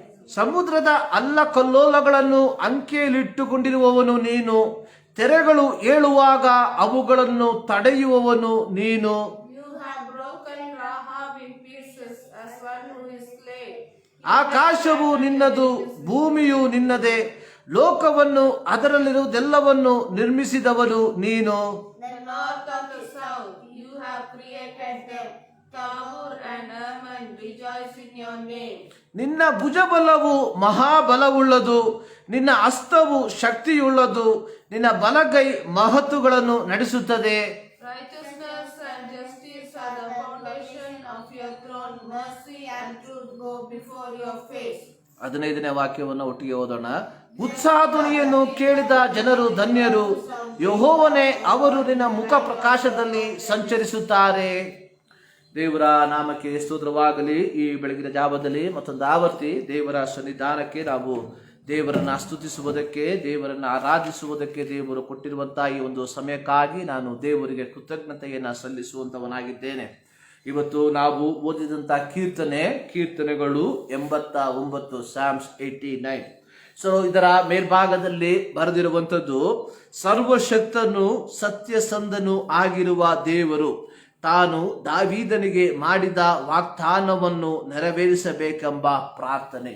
ಇದು ಒಂದು ಪ್ರಾರ್ಥನಾ ಕೀರ್ತನೆಯಾಗಿದೆ ಅಥವಾ ಒಂದು ಪ್ರಾರ್ಥನಾ ಪದ್ಯವಾಗಿದೆ. ಇದನ್ನು ಬರೆದಿರುವಂತಹ ವ್ಯಕ್ತಿಯ ಹೆಸರನ್ನ ಇದರ ಮೇಲ್ಭಾಗದಲ್ಲಿ ಬರೆದಿರುವುದಾಗಿ ನಾವು ನೋಡುವಂತವರಾಗಿದ್ದೇವೆ. ಇಲ್ಲಿ ಬರೆದಿರುವಂಥದ್ದು ಜೇರಹ ಕುಲದವನಾದ ಏತಾನನ ಪದ್ಯ ಎಂಬುದಾಗಿ. ಅಂದ್ರೆ ಏತಾನನು ಎಂಬುವಂತ ಒಬ್ಬ ವ್ಯಕ್ತಿ ಈ ಒಂದು ಕೀರ್ತನೆಯನ್ನ ಬರೆದಿದ್ದಾನೆ ಎಂಬುದಾಗಿ ನಾವು ನೋಡುತ್ತೇವೆ. ಈ ಒಂದು ಕೀರ್ತನೆಯನ್ನ ಬರೆಯುವುದಕ್ಕೆ ಉದ್ದೇಶ ಅಥವಾ ಮೂಲ ಕಾರಣ ಏನೆಂಬುದಾಗಿ ಮೇಲ್ಭಾಗದಲ್ಲಿ ನಾವು ಓದಿ ಕೇಳಿದ್ದೇವೆ. ಅಲ್ಲಿ ಈ ರೀತಿ ಬರೆಯಲ್ಪಟ್ಟಿದೆ, ದೇವರು ದಾವೀದನಿಗೆ ಮಾಡಿದ ವಾಗ್ದಾನವನ್ನ ನೆರವೇರಿಸಬೇಕೆಂದು ಏತಾನನು ದೇವರೊಟ್ಟಿಗೆ ಮಾಡಿದಂತಹ ಒಂದು ಪ್ರಾರ್ಥನೆ. ಇನ್ನೊಂದು ಮಾತಿನಲ್ಲಿ ನಾವು ಹೇಳುವಾಗ, ಏತಾನನು ದಾವೀದನೊಟ್ಟಿಗೆ ವಿಜ್ಞಾಪಿಸುವಂಥದ್ದನ್ನ ನಾವು ನೋಡುವಂತವರಾಗಿದ್ದೇವೆ. ಏತಾನನು ದೇವರು ದಾವೀದನೊಟ್ಟಿಗೆ ಮಾಡಿದ ವಾಗ್ದಾನವನ್ನ ನೆರವೇರಿಸು ಎಂಬುದಾಗಿ ಪ್ರಾರ್ಥಿಸುವಂಥದ್ದನ್ನ ನಾವು ನೋಡುವಂತವರಾಗಿದ್ದೇವೆ. ಈ ಏತಾನನ ಕುರಿತಾಗಿ ನಾವು ಕಲಿಯುವಾಗ ಇಲ್ಲಿ ಇದರ ಮೇಲ್ಭಾಗದಲ್ಲಿ ಬರೆದಿರುವಂಥದ್ದು ಜೇರಹ ಕುಲದವನಾದ ಏತಾನನು ಎಂಬುದಾಗಿ. ಅಂದ್ರೆ ಈ ಏತಾನನು ಲೇವಿ ಗೋತ್ರಕ್ಕೆ ಸೇರಿದವನಾಗಿದ್ದಾನೆ. ಈ ಏತಾನನು ದಾವೀದನು ದೇವರ ಮಂಜೂಷವನ್ನ ತನ್ನ ದಾವೀದನೂರಿಗೆ ತೆಗೆದುಕೊಂಡು ಬಂದಂತಹ ಸಂದರ್ಭದಲ್ಲಿ ದೇವ ಮಂಜೂಷದ ಮುಂಭಾಗದಲ್ಲಿ ವಾದ್ಯ ಘೋಷಗಳಿಂದ ದೇವರನ್ನ ಆರಾಧಿಸುವುದಕ್ಕೆ ಆರಿಸಲ್ಪಟ್ಟಂತಹ ಜನರ ಗುಂಪಿನಲ್ಲಿ ಈ ಏತಾನನನ್ನ ನಾವು ನೋಡುವಂತವರಾಗಿದ್ದೇವೆ. ಒಂದು ಪೂರ್ವಕಾಲ ವೃತ್ತಾಂತ ಅದರ 15ನೇ ಅಧ್ಯಾಯದಲ್ಲಿ ನಾವು ಇದನ್ನ ನೋಡುವಂತವರಾಗಿದ್ದೇವೆ. ಒಂದು ಪೂರ್ವಕಾಲ ವೃತ್ತಾಂತ 15ನೇ ಅಧ್ಯಾಯ ಅದರ 1ನೇ ವಾಕ್ಯದಲ್ಲಿ ಈ ರೀತಿ ಬರೆಯಲ್ಪಟ್ಟಿದೆ, ದಾವೀದನು ತನ್ನ ನಗರದಲ್ಲಿ ತನಗೋಸ್ಕರ ಮನೆಗಳನ್ನು ಕಟ್ಟಿಸಿದಲ್ಲದೆ ದೇವ ಮಂಜೂಷಕ್ಕೋಸ್ಕರ ಸ್ಥಳವನ್ನ ಸಿದ್ಧ ಮಾಡಿ ಗುಡಾರವನ್ನು ಹಾಕಿಸಿದನು ಎಂಬುದಾಗಿ. ದೇವರ ಮಂಜೂಷವನ್ನ ದಾವೀದನೇನು ಮಾಡ್ದ, ಒಂದು ಗುಡಾರದಲ್ಲಿ ಆತನು ಇಟ್ಟನು ಎಂಬುದಾಗಿ ನಾವು ಇಲ್ಲಿ ನೋಡುವಂತವರಾಗಿದ್ದೇವೆ. ಈ ರೀತಿ ದೇವರ ಮಂಜೂಷವನ್ನ ದಾವೀದನು ತನ್ನ ಒಂದು ಗುಡಾರದಲ್ಲಿ ಇಟ್ಟಂತಹ ದಾವೀದನು ನಂತರವಾಗಿ ಈ ದೇವ ಮಂಜೂಷದ ಮುಂದೆ ದೇವರನ್ನ ಆರಾಧಿಸುವುದಕ್ಕೆ ಲೇವಿ ಗೋತ್ರದವರಾದ ಅಥವಾ ಲೇವಿ ಪ್ರಧಾನರಲ್ಲಿ ಕೆಲವರನ್ನ ಆತನು ನೇಮಿಸುವಂಥದ್ದಾಗಿ ನಾವು ನೋಡುವಂಥವರಾಗಿದ್ದೇವೆ. ಪ್ರತ್ಯೇಕವಾಗಿ ಒಂದು ಪೂರ್ವಕಾಲ ವೃತ್ತಾಂತ 15ನೇ ಅಧ್ಯಾಯ ಅದರ 16ರಿಂದ ಕೆಳಗಿನ ವಾಕ್ಯಗಳನ್ನ ಓದುವಂತಹ ಸಂದರ್ಭದಲ್ಲಿ ಅಲ್ಲಿ ಅನೇಕರ ಹೆಸರುಗಳು ಬರೆಯಲ್ಪಟ್ಟಿರುವುದಾಗಿ ನಾವು ನೋಡುವಂಥವರಾಗಿದ್ದೇವೆ. ಅದರಲ್ಲಿ ಈ ಏತಾನನ ಹೆಸರು ಸಹ ಬರೆದಿರುವುದಾಗಿ ನಾವು ನೋಡುವಂಥವರಾಗಿದ್ದೇವೆ. ಅದರ 17ನೇ ವಾಕ್ಯದಲ್ಲಿ ನಾವು ನೋಡುತ್ತೇವೆ, ಕೂಶಾಯನ ಮಗನಾದ ಏತಾನ್ ಎಂಬುವರಲ್ಲದೆ ಎಂಬುದಾಗಿ.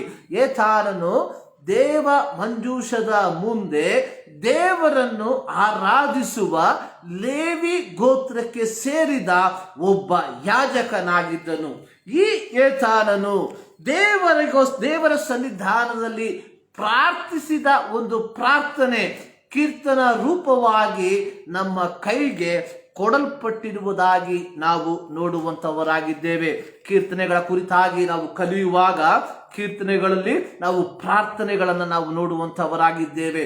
ಕೀರ್ತನೆಗಳಲ್ಲಿ ದೇವರನ್ನ ಸ್ತುತಿಸುವಂಥದ್ದನ್ನು ನಾವು ನೋಡುವಂತವರಾಗಿದ್ದೇವೆ.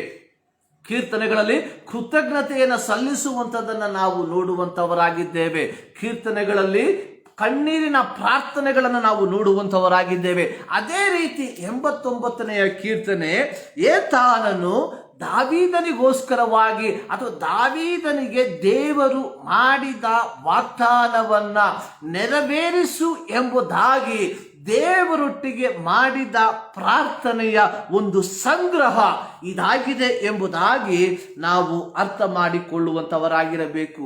ಈ ಏತಾನನು ಕೇವಲ ದೇವ ಮಂಜೂಷದ ಮುಂದೆ ದೇವರನ್ನ ಆರಾಧಿಸುವಂತ ವ್ಯಕ್ತಿ ಮಾತ್ರ ಆಗಿರಲಿಲ್ಲ. ಈ ಏತಾನನ ಕುರಿತಾಗಿ ಬರೆದಿರುವಂಥದ್ದು 1 ಅರಸುಗಳು ಅದರ 4ನೇ ಅಧ್ಯಾಯ ಅದರ 30-31 ವಾಕ್ಯಗಳಲ್ಲಿ ನಾವು ಓದುವಾಗ ಈ ಏತಾನನ ಕುರಿತಾಗಿ ಬರೆಯಲ್ಪಟ್ಟಿರುವಂತ ಮಾತುಗಳು ಈ ರೀತಿಯಾಗಿದೆ. 1 ಅರಸುಗಳು 4ನೇ ಅಧ್ಯಾಯ 29ರಿಂದ ಕೆಳಗಿನ ವಾಕ್ಯಗಳನ್ನ ನಾವು ಓದಿ ಕೇಳುವ. ದೇವರು ಸೊಲೊಮೋನನಿಗೆ ಸಮುದ್ರ ತೀರದ ಉಸುಬಿನಷ್ಟು ಅಪರಿಮಿತವಾದ ಜ್ಞಾನ ವಿವೇಕಗಳನ್ನು ಮನೋವಿಶಾಲತೆಯನ್ನ ಅನುಗ್ರಹಿಸಿದನು. ಅವನ ಜ್ಞಾನವು ಮೂಡಣ ದೇಶದವರೆಲ್ಲರ ಜ್ಞಾನಕ್ಕಿಂತಲೂ ಐಗುಪ್ತರ ಜ್ಞಾನಕ್ಕಿಂತಲೂ ಮಿಗಿಲಾದದು. ಅವನು ಜೇರಹನ ಮಗನಾದ ಏತಾನ್, ಮಹೋಲನ ಮಕ್ಕಳಾದ ಏಮಾನ್, ಕಲ್ಕೋಲ್, ದರ್ದ ಮೊದಲಾದ ಎಲ್ಲರಿಗಿಂತಲೂ ಜ್ಞಾನಿಯಾಗಿದ್ದನು ಎಂಬುದಾಗಿ. ಇಲ್ಲಿ ಪ್ರಾರಂಭದಲ್ಲಿ ಸೊಲೊಮೋನನ ಜ್ಞಾನದ ಕುರಿತಾಗಿ ಸರ್ವಶಕ್ತನಾದ ದೇವರು ಹೇಳುವಂತ ಸಂದರ್ಭದಲ್ಲಿ ಸೊಲೊಮೋನನಿಗೆ ಸಮುದ್ರದ ತೀರದ ಉಸುಬಿನಷ್ಟು ಅಪರಿಮಿತವಾದ ಜ್ಞಾನ ವಿವೇಕಗಳು ಇತ್ತು. ಸಮುದ್ರದ ತೀರದ ಉಸುಬು, ಇದೇ ವಾಕ್ಯ ಪ್ರಯೋಗವನ್ನ ಅಬ್ರಹಾಮನ ಕುರಿತಾಗಿ ದೇವರು ಹೇಳುವಂಥದ್ದು. ಸಮುದ್ರದ ತೀರದ ಉಸುಬನ್ನ ಎಣಿಸುವುದಾದರೆ ನಿನ್ನ ಸಂತತಿಯನ್ನ ಎಣಿಸಬಹುದು ಎಂಬುದಾಗಿ. ಅದಾದ ನಂತರವಾಗಿ ಸೊಲೊಮೋನನ ಕುರಿತಾಗಿ ಸರ್ವಶಕ್ತನಾದ ದೇವರು ಹೇಳುವಂಥದ್ದು, ಸೊಲೊಮೋನನ ಜ್ಞಾನ ವಿವೇಕಗಳು ಅಥವಾ ಯಾವ ರೀತಿ ಸಮುದ್ರದ ಉಸುಬಿನಷ್ಟು ಅಪರಿಮಿತವಾಗಿತ್ತು. ಅಂದರೆ ಸೊಲೊಮೋನನ ಜ್ಞಾನ ವಿವೇಕಗಳನ್ನ ಅಳೆಯುವುದಕ್ಕೆ ಸಾಧ್ಯವೇ ಇರಲಿಲ್ಲ ಎಂಬುದಾಗಿ. ಆಮೇಲೆ ಇಲ್ಲಿ ಬರೆಯಲ್ಪಟ್ಟಿರುವಂಥದ್ದು, ಅವನ ಜ್ಞಾನವು ಮೂಡಣ ದೇಶದವರ ಕುರಿತಾಗಿ ನಾವು ಲೂಕನ ಸುವಾರ್ತೆಯಲ್ಲಿ ನಾವು ನೋಡ್ತೇವೆ. ಮೂಡಣ ದೇಶದ ಜೋಯಿಸರು ಯೇಸುವನ್ನ ನೋಡುವುದಕ್ಕೆ ಬಂದರು ಎಂಬುದಾಗಿ. ಮೂಡಣ ದೇಶದವರು ಆಕಾಶದ ನಕ್ಷತ್ರಗಳ ಕುರಿತಾಗಿ ಅವರು ಅಧ್ಯಯನವನ್ನ ಮಾಡುವಂಥವರು. ಅವರ ಕುರಿತಾಗಿ ವಿವರಿಸುವುದಕ್ಕೆ ಅಸಾಧ್ಯವಾಗಿರುವಂಥದ್ದು.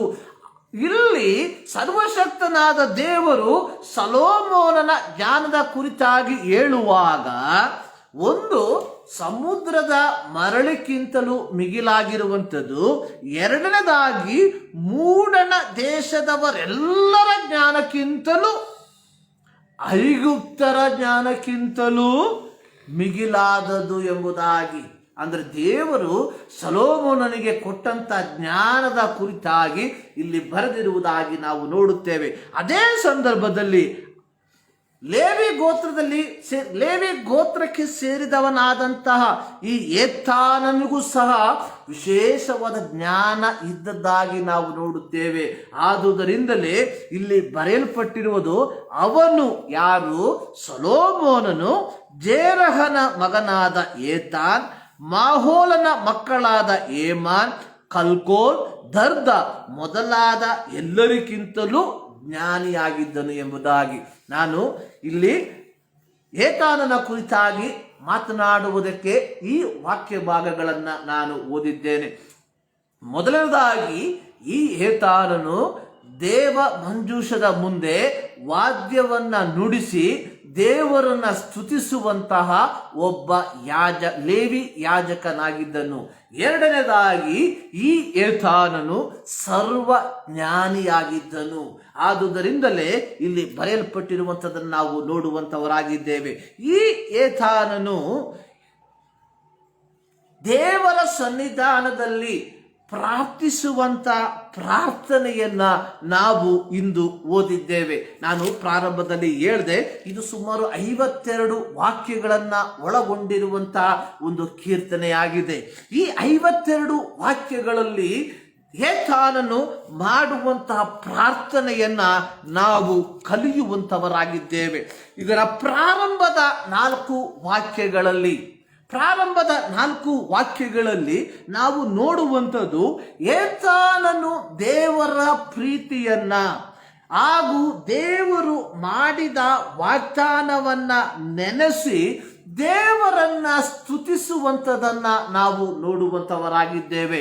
ಪ್ರಿಯ ದೇವ ಮಕ್ಕಳೇ, ನಮ್ಮ ಜೀವಿತದಲ್ಲಿಯೂ ನಾವು ದೇವರನ್ನ ಸ್ತುತಿಸುವಂಥದ್ದು, ನಾವು ದೇವರನ್ನ ಆರಾಧಿಸುವಂಥದ್ದು ಭೌತಿಕವಾದ ಆಶೀರ್ವಾದಗಳನ್ನು ನಾವು ದೇವರಿಂದ ಹೊಂದಿದ್ದರ ಫಲವಾಗಿ ಅಲ್ಲ. ಅನೇಕ ಸಂದರ್ಭಗಳಲ್ಲಿ ನಾವು ದೇವರನ್ನ ಆರಾಧಿಸುವಂಥದ್ದು, ದೇವರನ್ನ ಸ್ತುತಿಸುವಂಥದ್ದು, ದೇವರ ಸನ್ನಿಧಾನಕ್ಕೆ ಹೋಗುವಂಥದ್ದು, ದೇವರಲ್ಲಿ ಪ್ರಾರ್ಥಿಸುವಂಥದ್ದು ಕೇವಲ ಶಾರೀರಿಕವಾದ ಭೌತಿಕವಾದ ಆಶೀರ್ವಾದಗಳನ್ನು ಹೊಂದಿದ್ದರ ಫಲವಾಗಿ. ಪ್ರಿಯರೇ, ಇಂತಹ ಆರಾಧನೆ ನಮ್ಮ ದೇವರಿಗೆ ಬೇಕಾಗಿಲ್ಲ. ನೀನು ನಾನು ದೇವರನ್ನ ಆರಾಧಿಸಬೇಕಾಗಿರುವಂಥದ್ದು ದೇವರ ಪ್ರೀತಿಯನ್ನ ನೆನೆಸಿ. ನಾವೆಲ್ಲರೂ ಹೇಳುವಂತಹ ನಮ್ಮ ಚಿಕ್ಕ ಪ್ರಾಯದಲ್ಲಿ ನಾವು ಮೆಮೊರೈಸ್ ಮಾಡಿರುವಂಥ, ಬಾಯಿಪಾಠ ಮಾಡಿರುವಂಥ ದೇವರ ವಾಕ್ಯ, God so loved the world. ದೇವರು ಲೋಕದ ಮೇಲೆ ಎಷ್ಟೋ ಪ್ರೀತಿಯನ್ನಿಟ್ಟನು. ನೀನು ನಾನು ದೇವರನ್ನ ಆರಾಧಿಸಬೇಕಾಗಿರುವಂಥದ್ದು because God so loved the world. ದೇವರು ಲೋಕದ ಮೇಲೆ ಎಷ್ಟೋ ಪ್ರೀತಿಯನ್ನಿಟ್ಟ. ಆ ಪ್ರೀತಿಯ ಫಲವಾಗಿ ಇವತ್ತು ನೀವು ದೇವರ ಮಕ್ಕಳಾಗಿದ್ದೇವೆ. ದೇವರು ಅಂದು 2020 ವರ್ಷಗಳ ಹಿಂದೆ ಮಾನವನ ರೂಪವನ್ನು ತಾಳಿ ಈ ಲೋಕಕ್ಕೆ ಬರದೆ ಹೋಗಿದ್ದರೆ ವೇರ್ ವಿ ಆರ್, ನಾವೆಲ್ಲಿರ್ತಿದ್ವಿ? Can you imagine? ಅದನ್ನ ನಮ್ಮಿಂದ ಯೋಚಿಸುವುದಕ್ಕೆ ಸಾಧ್ಯನಾ? ಇವತ್ತು ನಾವು ಏನೇ ಆಗಿದ್ರೇನು ಬಿಕಾಸ್ ಆಫ್ ಹಿಸ್ ಗ್ರೇಸ್, ಆತನ ಕರುಣೆ ಮಾತ್ರ. ಪ್ರಿಯರೇ, ನೀನು ನಾನು ದೇವರನ್ನ ಆರಾಧಿಸಬೇಕಾಗಿರುವಂಥದ್ದು ಕೇವಲ ಭೌತಿಕವಾದ ಆಶೀರ್ವಾದಕ್ಕೋಸ್ಕರವಾಗಿ ಅಲ್ಲ. ಅನೇಕರು ಪ್ರಸಂಗಿಸುವಂಥದ್ದನ್ನು ನಾವು ಕೇಳಿರ್ತೇವೆ. ಅನೇಕರು ನಿಮ್ಮ ಜೀವಿತದಲ್ಲಿ ಅದನ್ನ ಅನುಭವದಲ್ಲಿ ಪಡೆದುಕೊಂಡಿರಬಹುದು. ಅನೇಕರು ಪ್ರಸಂಗಿಸುವಂಥದ್ದು, ನೀವು ಆಲಯಕ್ಕೆ ಬನ್ನಿರಿ, ದೇವರು ನಿಮ್ಮನ್ನು ಭೌತಿಕವಾಗಿ ಆಶೀರ್ವದಿಸ್ತಾನೆ ಎಂಬುದಾಗಿ. ಕೇವಲ ಭೌತಿಕವಾದ ಆಶೀರ್ವಾದವನ್ನ ಕೊಡುವುದಕ್ಕೋಸ್ಕರವಾಗಿನ ಯೇಸು ಸ್ವಾಮಿ ಲೋಕಕ್ಕೆ ಜನಿಸಿ ಬಂದಂಥದ್ದು. ಕೆಲವು ದಿನಗಳ ಹಿಂದೆ ಒಂದು ಪ್ರಸಂಗವನ್ನು ಕೇಳುವುದಕ್ಕೆ ಸಹಾಯವಾಯಿತು. ಅಲ್ಲಿ ಆ ವ್ಯಕ್ತಿ ಹೇಳಿರುವಂಥ ಪದಗಳನ್ನು ಇಲ್ಲಿ ಉಚ್ಚರಿಸುವುದಕ್ಕೆ ನಾನು ಬಯಸುವಂಥವನಾಗಿದ್ದೇನೆ. ಇದು ನನ್ನದಲ್ಲ, ಇಟ್ ಇಸ್ ಬೇರೆಯವರಿಂದ ಸಾಲವಾಗಿ ತೆಗೆದುಕೊಂಡಿರುವಂಥದ್ದು, ನನ್ನದು ಎಂಬುದಾಗಿ ಹೇಳುವುದಿಲ್ಲ ನಾನು. ಇಟ್ ಇಸ್ ಸಂಬಡಿ ಸೇಲ್ಸ್, ಬೇರೆಯವರು ಹೇಳಿರುವಂಥದ್ದು. ಯೇಸು ಸ್ವಾಮಿ ಈ ಲೋಕದಲ್ಲಿ ನಿನ್ನನ್ನ ಭೌತಿಕವಾಗಿ ಆಶೀರ್ವಾದ ಮಾಡಬೇಕಾಗಿದ್ದರೆ ಯೇಸು ಸ್ವಾಮಿ ಈ ಲೋಕಕ್ಕೆ ಮನುಷ್ಯನಾಗಿ ಇಳಿದು ಬರುವಂತ ಅವಶ್ಯಕತೆ ಇರಲಿಲ್ಲ.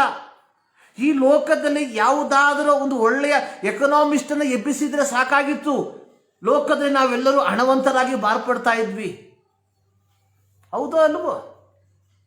ಲೋಕದಲ್ಲಿರುವಂಥ ಎಲ್ಲ ವ್ಯಕ್ತಿಗಳನ್ನ ದೇವರು ಭೌತಿಕವಾಗಿ ಆಶೀರ್ವಾದ ಮಾಡಬೇಕಾಗಿದ್ರೆ ತನ್ನ ಏಕಮಾತ್ರ ಕುಮಾರನನ್ನ ಈ ಲೋಕಕ್ಕೆ ಕಳಿಸುವಂತ ಅವಶ್ಯಕತೆ ಇರಲಿಲ್ಲ. ಈ ಲೋಕದಲ್ಲಿ ಆಯಾ ದೇಶಗಳಲ್ಲಿ ಒಳ್ಳೆಯ ಫೈನಾನ್ಸ್ ಮಿನಿಸ್ಟರ್ಸ್ಗಳನ್ನು ಎಬ್ಬಿಸಿದ್ರೆ ಸಾಕಾಗಿತ್ತು. ಆದರೆ ದೇವರ ಉದ್ದೇಶ ನಿನ್ನನ್ನ ನನ್ನನ್ನ ಭೌತಿಕವಾಗಿ ಮಾಡುವಂಥದ್ದಲ್ಲ. ದಾವೀದನು ಹೇಳ್ತಾ ಇದ್ದಾನೆ, ನಿಶ್ಚಯವಾಗಿ ನನ್ನ ಜೀವಮಾನವೆಲ್ಲ ಶುಭವೂ ಕೃಪೆಯು ನನ್ನನ್ನು ಹಿಂಬಾಲಿಸುವುದು. That is secondary. ಭೌತಿಕವಾಗಿರುವಂಥದ್ದು ಸೆಕೆಂಡ್ರಿ. ಎರಡನೇದು, ಯೇಸು ಸ್ವಾಮಿ ಈ ಲೋಕಕ್ಕೆ ಬಂದಂಥದ್ದು ನಮ್ಮನ್ನ ಪರಿಪೂರ್ಣವಾಗಿ ಈ ಲೋಕದಲ್ಲಿ ಯಾವ ರೋಗಗಳು ಬರದಂತೆ ಕಾಯುವುದಕ್ಕೋಸ್ಕರವಾಗಿಯೂ ಅಲ್ಲ. ಸೊ ಆ ರೀತಿಯಾಗಿದ್ದರೆ ಆಯಾ ಜಿಲ್ಲೆಗಳಲ್ಲಿ ಆಯಾ ತಾಲೂಕುಗಳಲ್ಲಿ ಒಳ್ಳೊಳ್ಳೆ ಡಾಕ್ಟರ್ಗಳನ್ನು ಎಬ್ಬಿಸಿದ್ರೆ ಸಾಕಾಗಿತ್ತು. The list will goes on. ಪ್ರಿಯ ದೇವ ಜನರೇ, ಈ 2020ರಲ್ಲಿ ನಾವು ಕ್ರಿಸ್ಮಸ್ ಹಬ್ಬವನ್ನ ಆಚರಿಸುವಂತ ಈ ಸಂದರ್ಭದಲ್ಲಿ ನೆನೆಸಬೇಕು, ಯಾತಕ್ಕೋಸ್ಕರವಾಗಿ ತಂದೆಯಾದ ದೇವರು ತನ್ನ ಏಕಮಾತ್ರ ಕುಮಾರನನ್ನ ಈ ಲೋಕಕ್ಕೆ ಕಳುಹಿಸಿಕೊಟ್ಟ.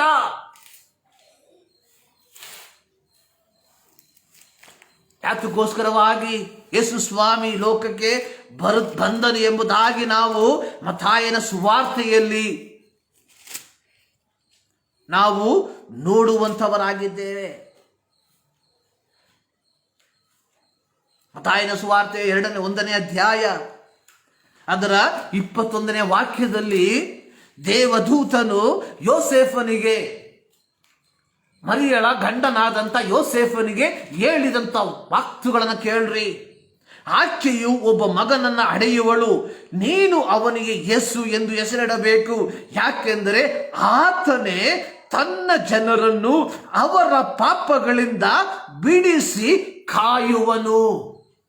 ಯೇಸು ಸ್ವಾಮಿ 2020 ವರ್ಷಗಳ ಹಿಂದೆ ಈ ಲೋಕಕ್ಕೆ ಜನಿಸಿ ಬಂದಂಥದ್ದು ನಿನ್ನನ್ನ ಭೌತಿಕವಾಗಿ ಆಶೀರ್ವಾದ ಮಾಡುವುದಕ್ಕೋಸ್ಕರವಾಗಿ ಅಲ್ಲ, ನಿನ್ನನ್ನ ಸಂಪೂರ್ಣ ಆರೋಗ್ಯವಂತನಾಗಿ ಮಾಡುವುದಕ್ಕಾಗಿ ಅಲ್ಲ, ಬದಲಾಗಿ ನಿನ್ನ ಪಾಪಗಳಿಂದ ನಿನ್ನನ್ನು ಬಿಡುಗಡೆ ಮಾಡುವುದಕ್ಕೋಸ್ಕರವಾಗಿ. ಪ್ರಿಯರೇ, ಈ 2020ರಲ್ಲಿ ಕ್ರಿಸ್ಮಸ್ ಹಬ್ಬವನ್ನು ಆಚರಿಸುವಂತ ಸಂದರ್ಭದಲ್ಲಿ ನೀನು ಒಂದು ಸಾರಿ ಯೋಚನೆ ಮಾಡು. ಪಾಪದಿಂದ ಬಿಡುಗಡೆ ಮಾಡಿದಂತ ಯೇಸುವನ್ನ ನೀನು ಆರಾಧಿಸುತ್ತಿದ್ದೀಯೋ ಅಥವಾ ಭೌತಿಕವಾದ ಆಶೀರ್ವಾದವನ್ನ ಕೊಟ್ಟಂತ ಯೇಸುವನ್ನ ನೀನು ಆರಾಧಿಸ್ತಾ ಇದ್ದೀಯೋ? Where we are. We have a long tradition. ನಮಗೆ ಹೇಳುವುದಕ್ಕೆ ಹಿನ್ನೆಲೆಗಳು ಬಾಕಿ ಬಹಳ ಉಂಟು ಪ್ರಿಯರೇ.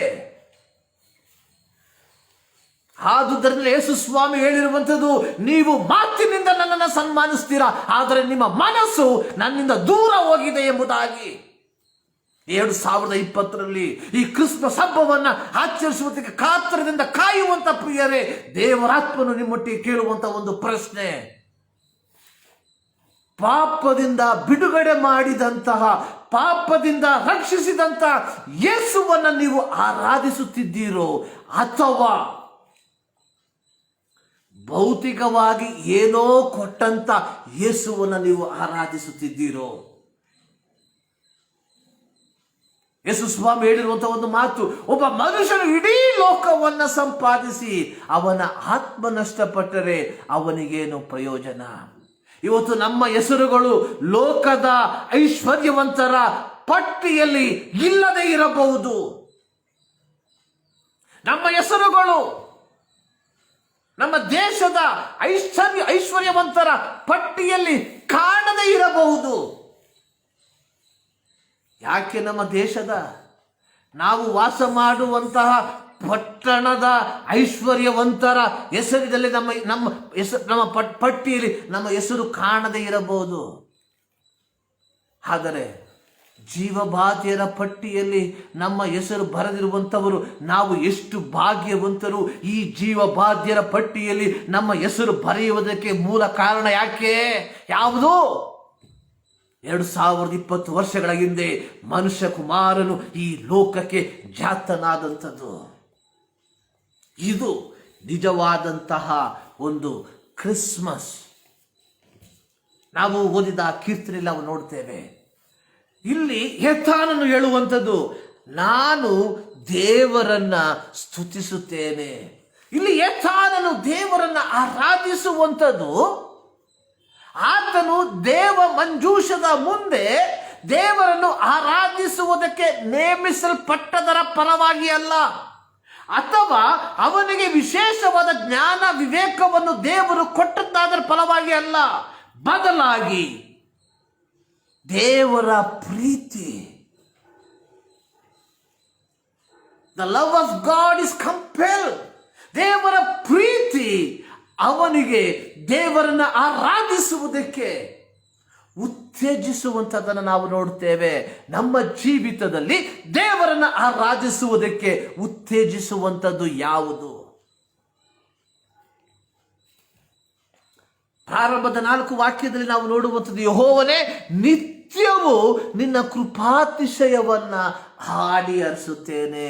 Every time. ಕೀರ್ತನೆ 34, ನಾನು ಯೆಹೋವನನ್ನು ಎಡಬಿಡದೆ ಕೊಂಡಾಡ್ತೇನೆ.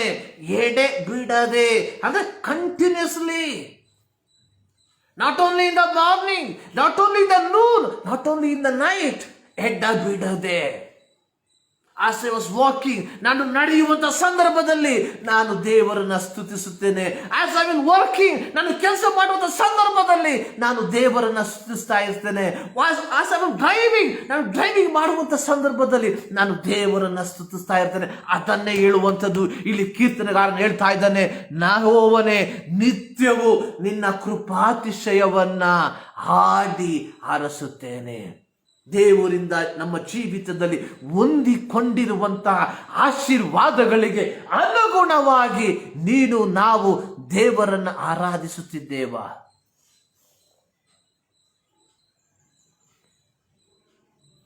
Count your blessing, name them one by one. Count your blessing, see all what God has done. Count your blessing. 2020 December ತಿಂಗಳಿನಲ್ಲಿ ಸೇರಿ ಬಂದಿರುವಂಥ ಪ್ರಿಯರೇ, ನಿಮ್ಮ ಮನೆಗಳಲ್ಲಿ ಇರುವಂತಹ ನೀವು ಆಗಿರುವಾಗ ಒಂದು ಡೈರಿ ತಗೊಂಡು, ಒಂದು ಪೆನ್ನು ತಗೊಂಡು 2020 ಜನವರಿ 1ನೇ ತಾರೀಕಿನಿಂದ ಇದುವರೆಗೂ ದೇವರು ಮಾಡಿರುವಂತಹ ಉಪಕಾರಗಳನ್ನು ಬರೆಯುವುದಕ್ಕೆ ಸಾಧ್ಯನಾ? ನಿಮ್ಮ ಜೀವಿತದಲ್ಲಿ ಡೈರಿಗಳನ್ನು ಬರೆಯುವಂಥ ಅಭ್ಯಾಸವಿದ್ದರೆ ಒಂದು ಪ್ರಶ್ನೆನ ಕೇಳ್ತಾನೆ, ನೀವು ಡೈರಿಗಳನ್ನು ಬರೆಯುವಂಥ ವ್ಯಕ್ತಿಗಳಾಗಿದ್ದರೆ ಎಷ್ಟು ಜನ ದೇವರು ಮಾಡಿರುವಂತಹ ಉಪಕಾರಗಳನ್ನ ನಿಮ್ಮ ಡೈರಿಗಳಲ್ಲಿ ಬರೆದಿದ್ದೀರಾ? ಭೌತಿಕವಾಗಿ ಹೊಂದಿಕೊಂಡಿರುವಂತಹ ಅಥವಾ ಭೌತಿಕವಾಗಿ ನಾವು ಪರ್ಚೇಸ್ ಮಾಡಿರುವಂತಹ ವಸ್ತುಗಳ ಕುರಿತಾಗಿ, ಅಥವಾ ಶಾರೀರಿಕವಾಗಿ ನಾವು ರೋಗಿಗಳಾಗಿ ಆಸ್ಪತ್ರೆಯಲ್ಲಿ ಮಲಗಿರುವಂತಹ ವಿಚಾರಗಳು ಬಿಟ್ಟು ದೇವರಿಂದ ಹೊಂದಿಕೊಂಡಿರುವಂತಹ ಆಶೀರ್ವಾದಗಳನ್ನ ನಮ್ಮಲ್ಲಿ ಎಷ್ಟು ಜನ ನಮ್ಮ ಡೈರಿಗಳಲ್ಲಿ ಬರೆದಿದ್ದೇವೆ. Count your blessing. ನಾವು ಆಡ್ತೇವೆ, count your blessing, name dum one by one. ಕೇವಲ ಆಲಯದಲ್ಲಿ ಮಾತ್ರ ಅಲ್ಲ, ದೇವರ ಆಶೀರ್ವಾದವನ್ನ ನಾವು ಎಣಿಸಬೇಕಾಗಿರುವಂಥದ್ದು. ಇಲ್ಲಿ ಕೀರ್ತನೆಗಾರನು ಹೇಳುವಂಥದ್ದು, ನಿನ್ನ ಕೃಪಾತಿಶಯವನ್ನ ನಿತ್ಯವೂ ಹಾಡಿ ಹರಸುತ್ತೇನೆ.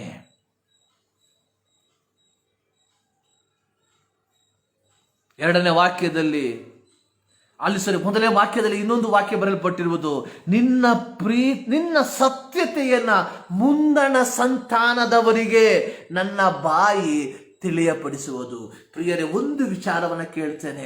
ದೇವರು ನಿನ್ನ ಜೀವಿತದಲ್ಲಿ ಮಾಡಿದಂತಹ ಆಶೀರ್ವಾದಗಳನ್ನ, ದೇವರು ನಿನ್ನ ಜೀವಿತದಲ್ಲಿ ಮಾಡಿರುವಂತಹ ಅದ್ಭುತಗಳನ್ನ ಮುಂದಣ ಸಂತಾನಕ್ಕಲ್ಲ, ನಿನ್ನ ಮಕ್ಕಳಿಗೆ ಎಷ್ಟು ಜನ ತಿಳಿಸ್ಕೊಟ್ಟಿದ್ದೀರಾ?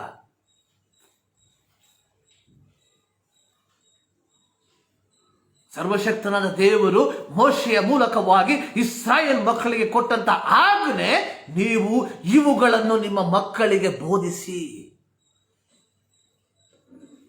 ಪ್ರಿಯರೇ, ನಾವು ಜ್ಞಾನೋಕ್ತಿಗಳ ಪುಸ್ತಕದಲ್ಲಿ ನೋಡುತ್ತೇವೆ, ನಡೆಯಬೇಕಾದ ಮಾರ್ಗಕ್ಕೆ ತಕ್ಕಂತೆ ಹುಡುಗನನ್ನ ಶಿಕ್ಷಿಸು, ಮುಪ್ಪಿನಲ್ಲಿಯೂ ಓರೆಯಾಗನು ಎಂಬುದಾಗಿ. ಇವತ್ತು ಮಗು, ಕನ್ನಡದಲ್ಲಿ ಒಂದು ಗಾದೆ ಹೇಳ್ತಾರೆ, ಗಿಡವಾಗಿ ಬೊಗ್ಗದು ಮರವಾಗಿ ಬೊಗ್ಗಿತೆ.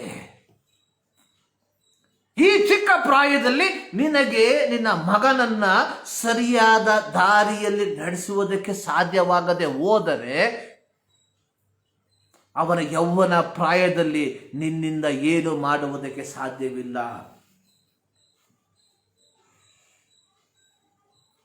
ಕಳೆದ ದಿನ ನನಗೆ ಸಿಕ್ಕಿದಂತ ಒಂದು ಉಡುಗೊರೆ, ಆಸ್ ಫಾರ್ ಮೀ, ನಾನು ನನ್ನ ಕುಟುಂಬವು ಯೆಹೋವನನ್ನ ಸೇವಿಸ್ತೇವೆ. ಯೆಹೋಶುವನ ಒಂದು ಮಾತು, as for me and my house hold we will serve the lord. ಅನೇಕ ಸಂದರ್ಭದಲ್ಲಿ ನಾವು ಈ ವಾಕ್ಯವನ್ನು ಉಚ್ಚರಿಸಿದ್ದೇವೆ.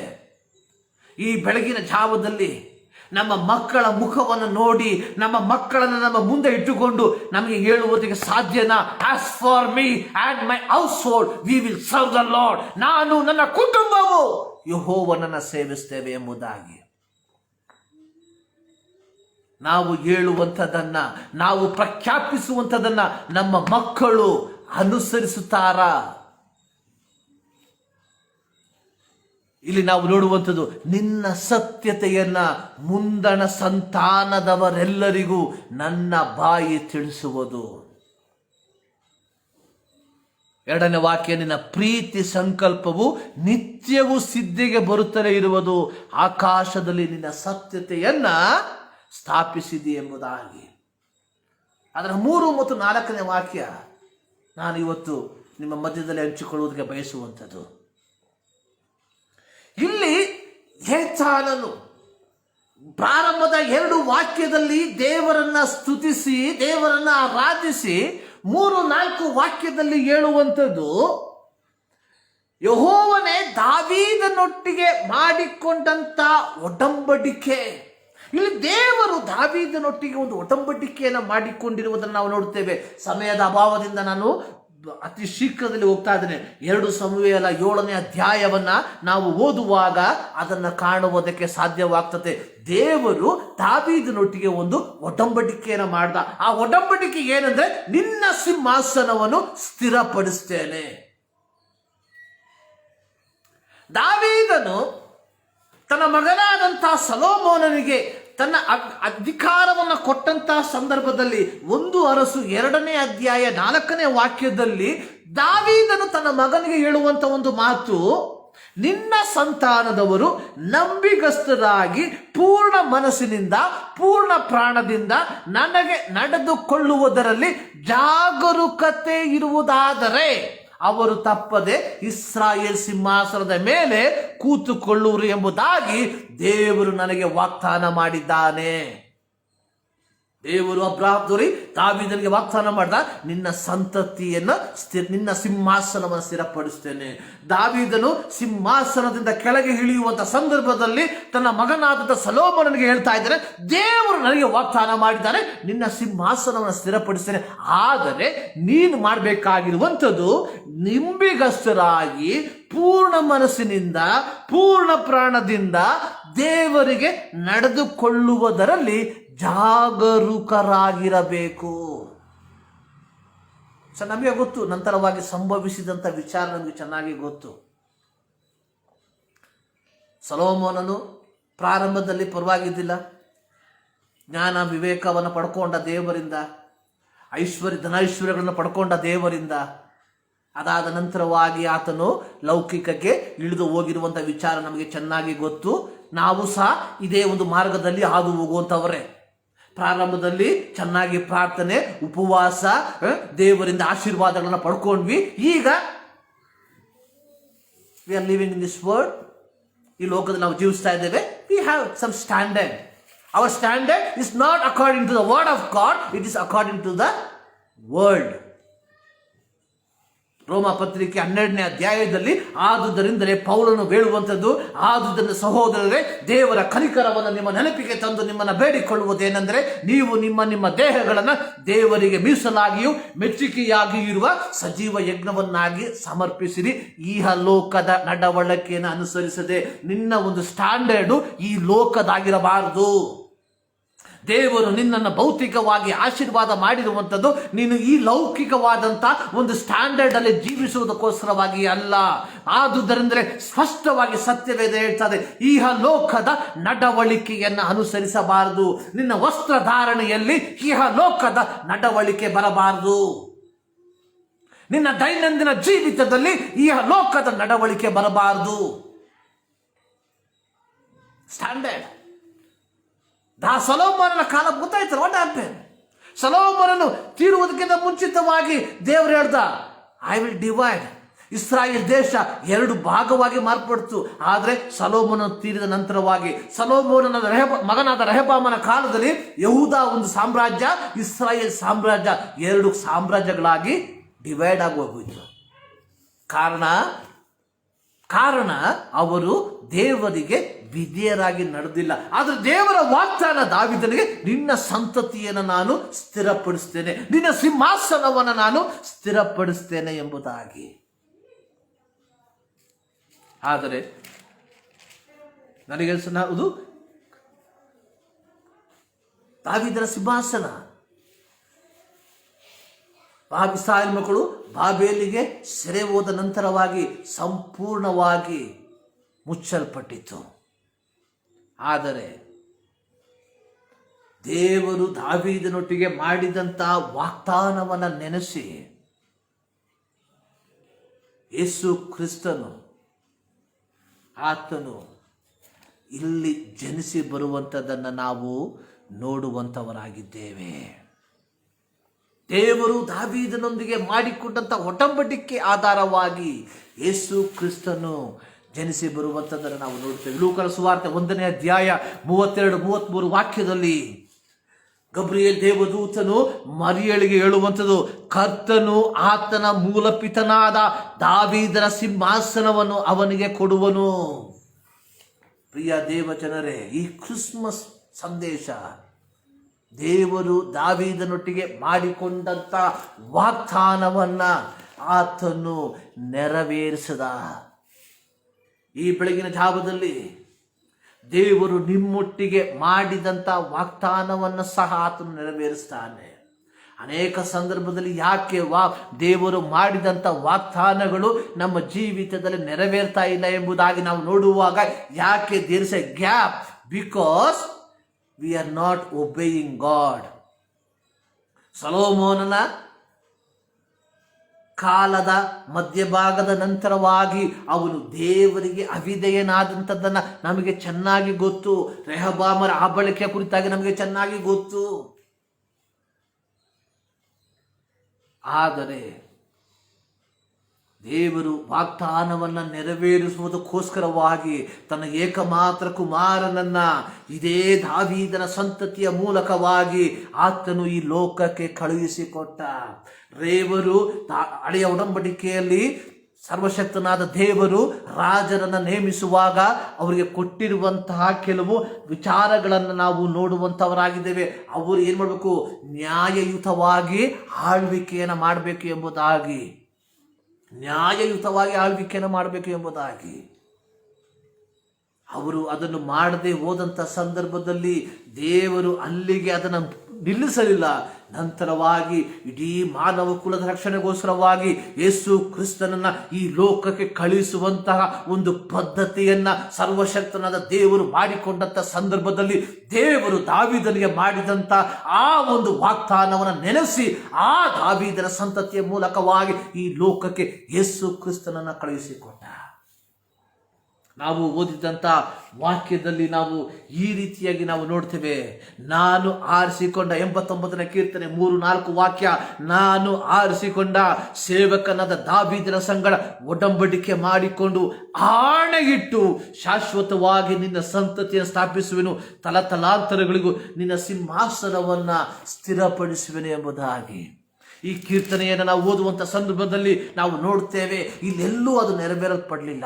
ಆದರೆ ದಾವೀದನಿಗೆ ಮಾಡಿದಂಥ ವಾಗ್ದಾನವನ್ನು ಹೊಸ ಒಡಂಬಡಿಕೆಯಲ್ಲಿ ನಾವು ನೆರವೇರಲ್ಪಟ್ಟಿರುವಂಥದ್ದನ್ನು ನಾವು ನೋಡ್ತೇವೆ. ಪ್ರಿಯ ದೇವರ ಮಕ್ಕಳೇ, ಈ ಒಂದು ಕ್ರಿಸ್ಮಸ್ ದೇವರಿಂದ ವಾಗ್ದಾನ ಮಾಡಲ್ಪಟ್ಟಂಥದ್ದಾಗಿದೆ. ಗಲಾತ್ಯ ಪತ್ರಿಕೆ 4ನೇ ಅಧ್ಯಾಯ 4ನೇ ವಾಕ್ಯದಲ್ಲಿ ನಾವು ನೋಡ್ತೇವೆ, ಕಾಲವು ಪರಿಪೂರ್ಣವಾದಾಗ ದೇವರು ತನ್ನ ಕುಮಾರನನ್ನ ಈ ಲೋಕಕ್ಕೆ ಕಳುಹಿಸಿಕೊಟ್ಟನು. ಈ ಯೇಸು ಕ್ರಿಸ್ತನ ರಕ್ತದ ಮೂಲಕವಾಗಿ ದೇವರ ಮಕ್ಕಳಾಗಿ ಮಾರ್ಪಟ್ಟಿರುವಂಥ ಪ್ರಿಯ ದೇವ ಜನರೇ, ನಮ್ಮ ಜೀವಿತದಲ್ಲಿಯೂ ದೇವರು ಅನೇಕ ವಾಗ್ದಾನಗಳನ್ನು ಕೊಟ್ಟಿರ್ತಾನೆ. ಆ ವಾಗ್ದಾನಗಳು ನಮ್ಮ ಜೀವಿತದಲ್ಲಿ ನೆರವೇರುವುದಕ್ಕೆ ಆತನು ಮಾತನ್ನು ಹೇಳಿದಂಥ ದೇವರು ಆತನು ನಂಬಿಗಸ್ತನು. ಆದರೆ ಈ ವಾಗ್ದಾನಗಳು ನಮ್ಮ ಜೀವಿತದಲ್ಲಿ ನೆರವೇರಲ್ಪಡಬೇಕಾದರೆ ನಾವು ದೇವರಿಗೆ ವಿಧೇಯರಾಗಿ ಜಾಗರೂಕತೆಯಿಂದ ನಡೆದುಕೊಳ್ಳಬೇಕು ಎಂಬುದಾಗಿ ದೇವರ ವಾಕ್ಯದ ಮೂಲಕವಾಗಿ ನಮಗೆ ಬುದ್ಧಿಯನ್ನು ಹೇಳುವಂಥವನಾಗಿದ್ದಾನೆ. ನಾವು ದೇವರ ವಾಕ್ಯದ ಮೂಲಕವಾಗಿ ದೇವರ ವಾಕ್ಯಾನುಸಾರವಾಗಿ ನಮ್ಮ ಜೀವಿತವನ್ನು ನಡೆಯುತ್ತಿದ್ದೇವ. ದೇವರು ಮಾಡಿರುವಂಥ ವಾಗ್ದಾನ ಏನೆಂಬುದಾಗಿ ನಾವು ನೋಡುವಾಗ, ಪ್ರಿಯರೇ, ಈ ಲೋಕದಲ್ಲಿ ದೇವರು ನಮ್ಮನ್ನು ಏನೋ ಮಾಡ್ತೇನೆ ಎಂಬುದಾಗಿ ಅಲ್ಲ, ಅನೇಕರು ನೆನೆಸುವಂಥದ್ದು ವಾಗ್ದಾನ ಎಂಬುದಾಗಿ ಹೇಳುವಾಗ ಈ ಲೋಕದಲ್ಲಿ ನಿಮಗೆ ಮನೆಗಳನ್ನ, ಈ ಲೋಕದಲ್ಲಿ ವಾಹನಗಳನ್ನ ಕೊಡ್ತೇನೆ ಎಂಬುದಾಗಿ ಅಲ್ಲ.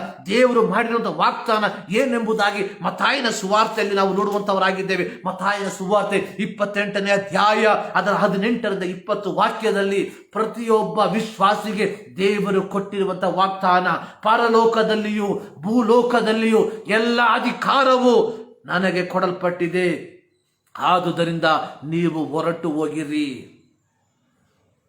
ಎಲ್ಲ ದೇಶಗಳ ಜನರನ್ನು ನನ್ನ ಜನರನ್ನು ಶಿಷ್ಯರನ್ನಾಗಿ ಮಾಡಿರಿ. ಇದು ದೇವರು ನಮಗೆ ಕೊಟ್ಟಿರುವಂಥ ವಾಗ್ದಾನ. ನಾವು ಈ ವಾಗ್ದಾನವನ್ನು ನೆರವೇರಿಸ್ತಾ ಇದ್ದೇವಾ? ಈ ವಾಗ್ದಾನವನ್ನು ಪಾಲಿಸುವುದಕ್ಕೆ ಜಾಗರೂಕತೆಯಿಂದ ನಾವು ಸಿದ್ಧರಾಗಿದ್ದೇವಾ? ಪ್ರಿಯ ದೇವ ಜನರೇ, ಯೇಸು ಸ್ವಾಮಿ ಲೋಕಕ್ಕೆ ಬಂದಂಥದ್ದು ಕೇವಲ ನಿನ್ನ ನನ್ನ ಪಾಪಗಳಿಗೆ ಮಾತ್ರವಲ್ಲ, ಇಡೀ ಮನುಕುಲದ ಪಾಪಗಳಿಗೋಸ್ಕರವಾಗಿ. What is our part? ನನ್ನ ಪಾಲು ಏನು? I am the part of the some church. ನಾನು ಈ ಸಭೆಯ ಭಾಗಿಯಾಗಿದ್ದೇನೆ ಎಂಬುದರ ಮೂಲಕವಾಗಿ ತೃಪ್ತಿಗೊಳ್ಳಬೇಡ್ರಿ. ದೇವರು ನನ್ನನ್ನು ಇಟ್ಟಿರುವಂಥದ್ದು ಇಲ್ಲಿ ಬರೆಯಲ್ಪಟ್ಟಿರುವುದು. ಆದುದರಿಂದ ನೀವು ಪ್ರತಿಯೊಬ್ಬನು, ಇದು ಕೇವಲ ಒಂದು ಸಭೆಯ ದೌತ್ಯವಲ್ಲ, ಇದು ಕೇವಲ ಒಂದು ಸಂಸ್ಥೆಯ ದೌತ್ಯವಲ್ಲ, ಇದು ಕೇವಲ ಸಭಾ ಪಾಲಕರ ದೌತ್ಯವಲ್ಲ, ಇದು ಕೇವಲ ಇವ್ಯಾಂಜಲಿಸ್ಟ್ಗಳ ದೌತ್ಯವಲ್ಲ, ಇದು ಪ್ರತಿಯೊಬ್ಬ ದೇವರ ಮಗನ ಮಗಳ ದೌತ್ಯ. ಈ ಕ್ರಿಸ್ಮಸ್ ನಿಮ್ಮ ಮನೆಗಳಲ್ಲಿ ಆಚರಣೆ ಮಾಡುವುದಕ್ಕಿಂತ ಮುಂಚಿತವಾಗಿ ಒಂದು ವಿಚಾರವನ್ನು ಮಾಡುವುದಕ್ಕೆ ಸಾಧ್ಯನಾ? ಒಬ್ಬ ವ್ಯಕ್ತಿಗೆ ಈ ಕ್ರಿಸ್ತನ ಸುವಾರ್ತೆಯನ್ನ ಸಾರುವಂಥದ್ದು.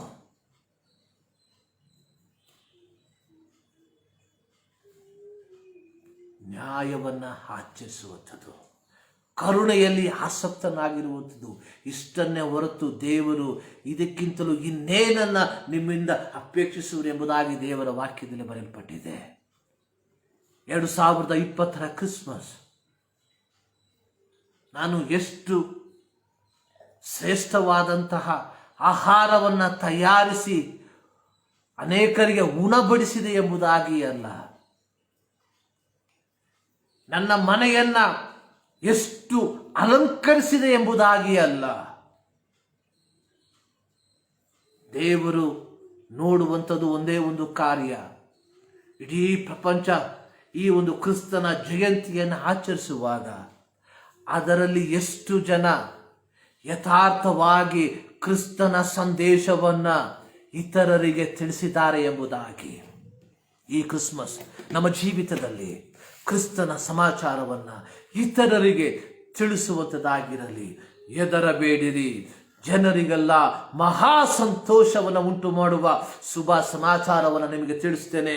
ಅದೇನೆಂದರೆ, ದಾವೀದನೂರಿನಲ್ಲಿ ಒಬ್ಬ ರಕ್ಷಕನು ಹುಟ್ಟಿದ್ದಾನೆ, ಆತನೇ ಕರ್ತನಾಗಿರುವ ಕ್ರಿಸ್ತನು. ಕ್ರಿಸ್ತನು ಎಂದರೆ ಕರ್ತೃತ್ವವನ್ನು ನಡೆಸುವಂಥವನು. ನಮ್ಮ ಕಣ್ಣುಗಳ ಮುಚ್ಚಿ ಪ್ರಾರ್ಥನೆ ಮಾಡೋಣ. ಸರ್ವಶಕ್ತನಾದ ದೇವರೇ, ಮತ್ತೊಂದು ಆವರ್ತಿ ನಿಮ್ಮ ಸನ್ನಿಧಾನಕ್ಕೆ ನಾವು ಸೇರಿ ಬರ್ತಾ ಇದ್ದೇವಪ್ಪ ಸ್ವಾಮಿ. ನಿನ್ನ ಈ ಒಂದು ಜನನವನ್ನು ಕರ್ತನೆ ಆಚರಿಸುವುದಕ್ಕೆ ಬಹಳ ಆಸಕ್ತಿಯಿಂದ ಕಾತುರದಿಂದ ಕಾಯುವಂಥ ಪ್ರತಿಯೊಬ್ಬರ ಜೀವಿತದಲ್ಲಿ ಕರ್ತನೆ ಯಥಾರ್ಥವಾದ ಕ್ರಿಸ್ತನ ದೀಪ ಬೆಳಗುವಂತೆ, ಅದರ ಮೂಲಕವಾಗಿ ಕರ್ತನೆ ತಮ್ಮಲ್ಲಿರುವಂಥ ದೀಪವನ್ನು ಇತರರಿಗೆ ಹಂಚುವಂತೆ ನಿನ್ನ ಕೃಪೆ ಮಾಡೆಂಬುದಾಗಿ ನಾವು ಪ್ರಾರ್ಥಿಸ್ತಾ ಇದ್ದೇವೆ. ಈ ಶಬ್ದವನ್ನು ಕೇಳಿರುವಂಥ ಪ್ರತಿಯೊಬ್ಬರ ಮತ್ತು ದಾವರ್ತಿ ನಿಮ್ಮ ಕರೆಗಳಿಗೆ ಒಪ್ಪಿಸಿಕೊಡ್ತಾ ಇದ್ದೇನೆ. ಹೌದು ಕರ್ತನೆ, ಅಲ್ಪನಾದ ನನ್ನ ಕರ್ತನೆ ಮತ್ತು ದಾವರ್ತಿ ಸಮರ್ಪಿಸ್ತಾ ಇದ್ದೇನೆ ಸ್ವಾಮಿ.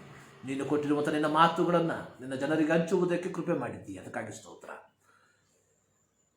ನಾವು ಕೇವಲ ಪ್ರಸಂಗಿಸುವಂಥವರು, ಹೇಳುವಂಥವರು, ಕೇಳುವಂಥವರು ಮಾತ್ರವಾಗಿ ಮಾರ್ಪಡದೆ ಅದನ್ನು ನಮ್ಮ ಜೀವಿತದ ಅಳವಡಿಸಿಕೊಂಡು ಮುಂದಕ್ಕೆ ಹೋಗುವಂತೆ ಕೃಪೆ ಮಾಡು. ಪ್ರಾರ್ಥನೆ ಕಡಿದಿಗಾಗಿ ಸ್ತೋತ್ರ. ಯೇಸು ಕ್ರಿಸ್ತನ ಒಂದು ನಾಮದಲ್ಲಿ ಬಿಡುತ್ತೇವೆ ನಮ್ಮ ಪ್ರೀತಿಯ ತಂದೆಯೇ. ನಮ್ಮ ಕರ್ತನಾದ ಯೇಸು ಕ್ರಿಸ್ತನ ಕೃಪೆ, ತಂದೆಯಾದ ದೇವರ ಪ್ರೀತಿ, ಪವಿತ್ರ ಆತ್ಮನ ಅನ್ಯೋನ್ಯತೆ ನಮ್ಮ ಪ್ರತಿಯೊಂದು ಕಾರ್ಯಗಳ ಮೇಲೆ ಇಂದಿನಿಂದ ಸದಾಕಾಲವೂ ನೆಲೆಗೊಂಡಿರಲಿ. ಆಮೇಲೆ ದೇವರು ನಿಮ್ಮೆಲ್ಲರನ್ನ ಧಾರಾಳವಾಗಿ ಆಶೀರ್ವದಿಸಲಿ.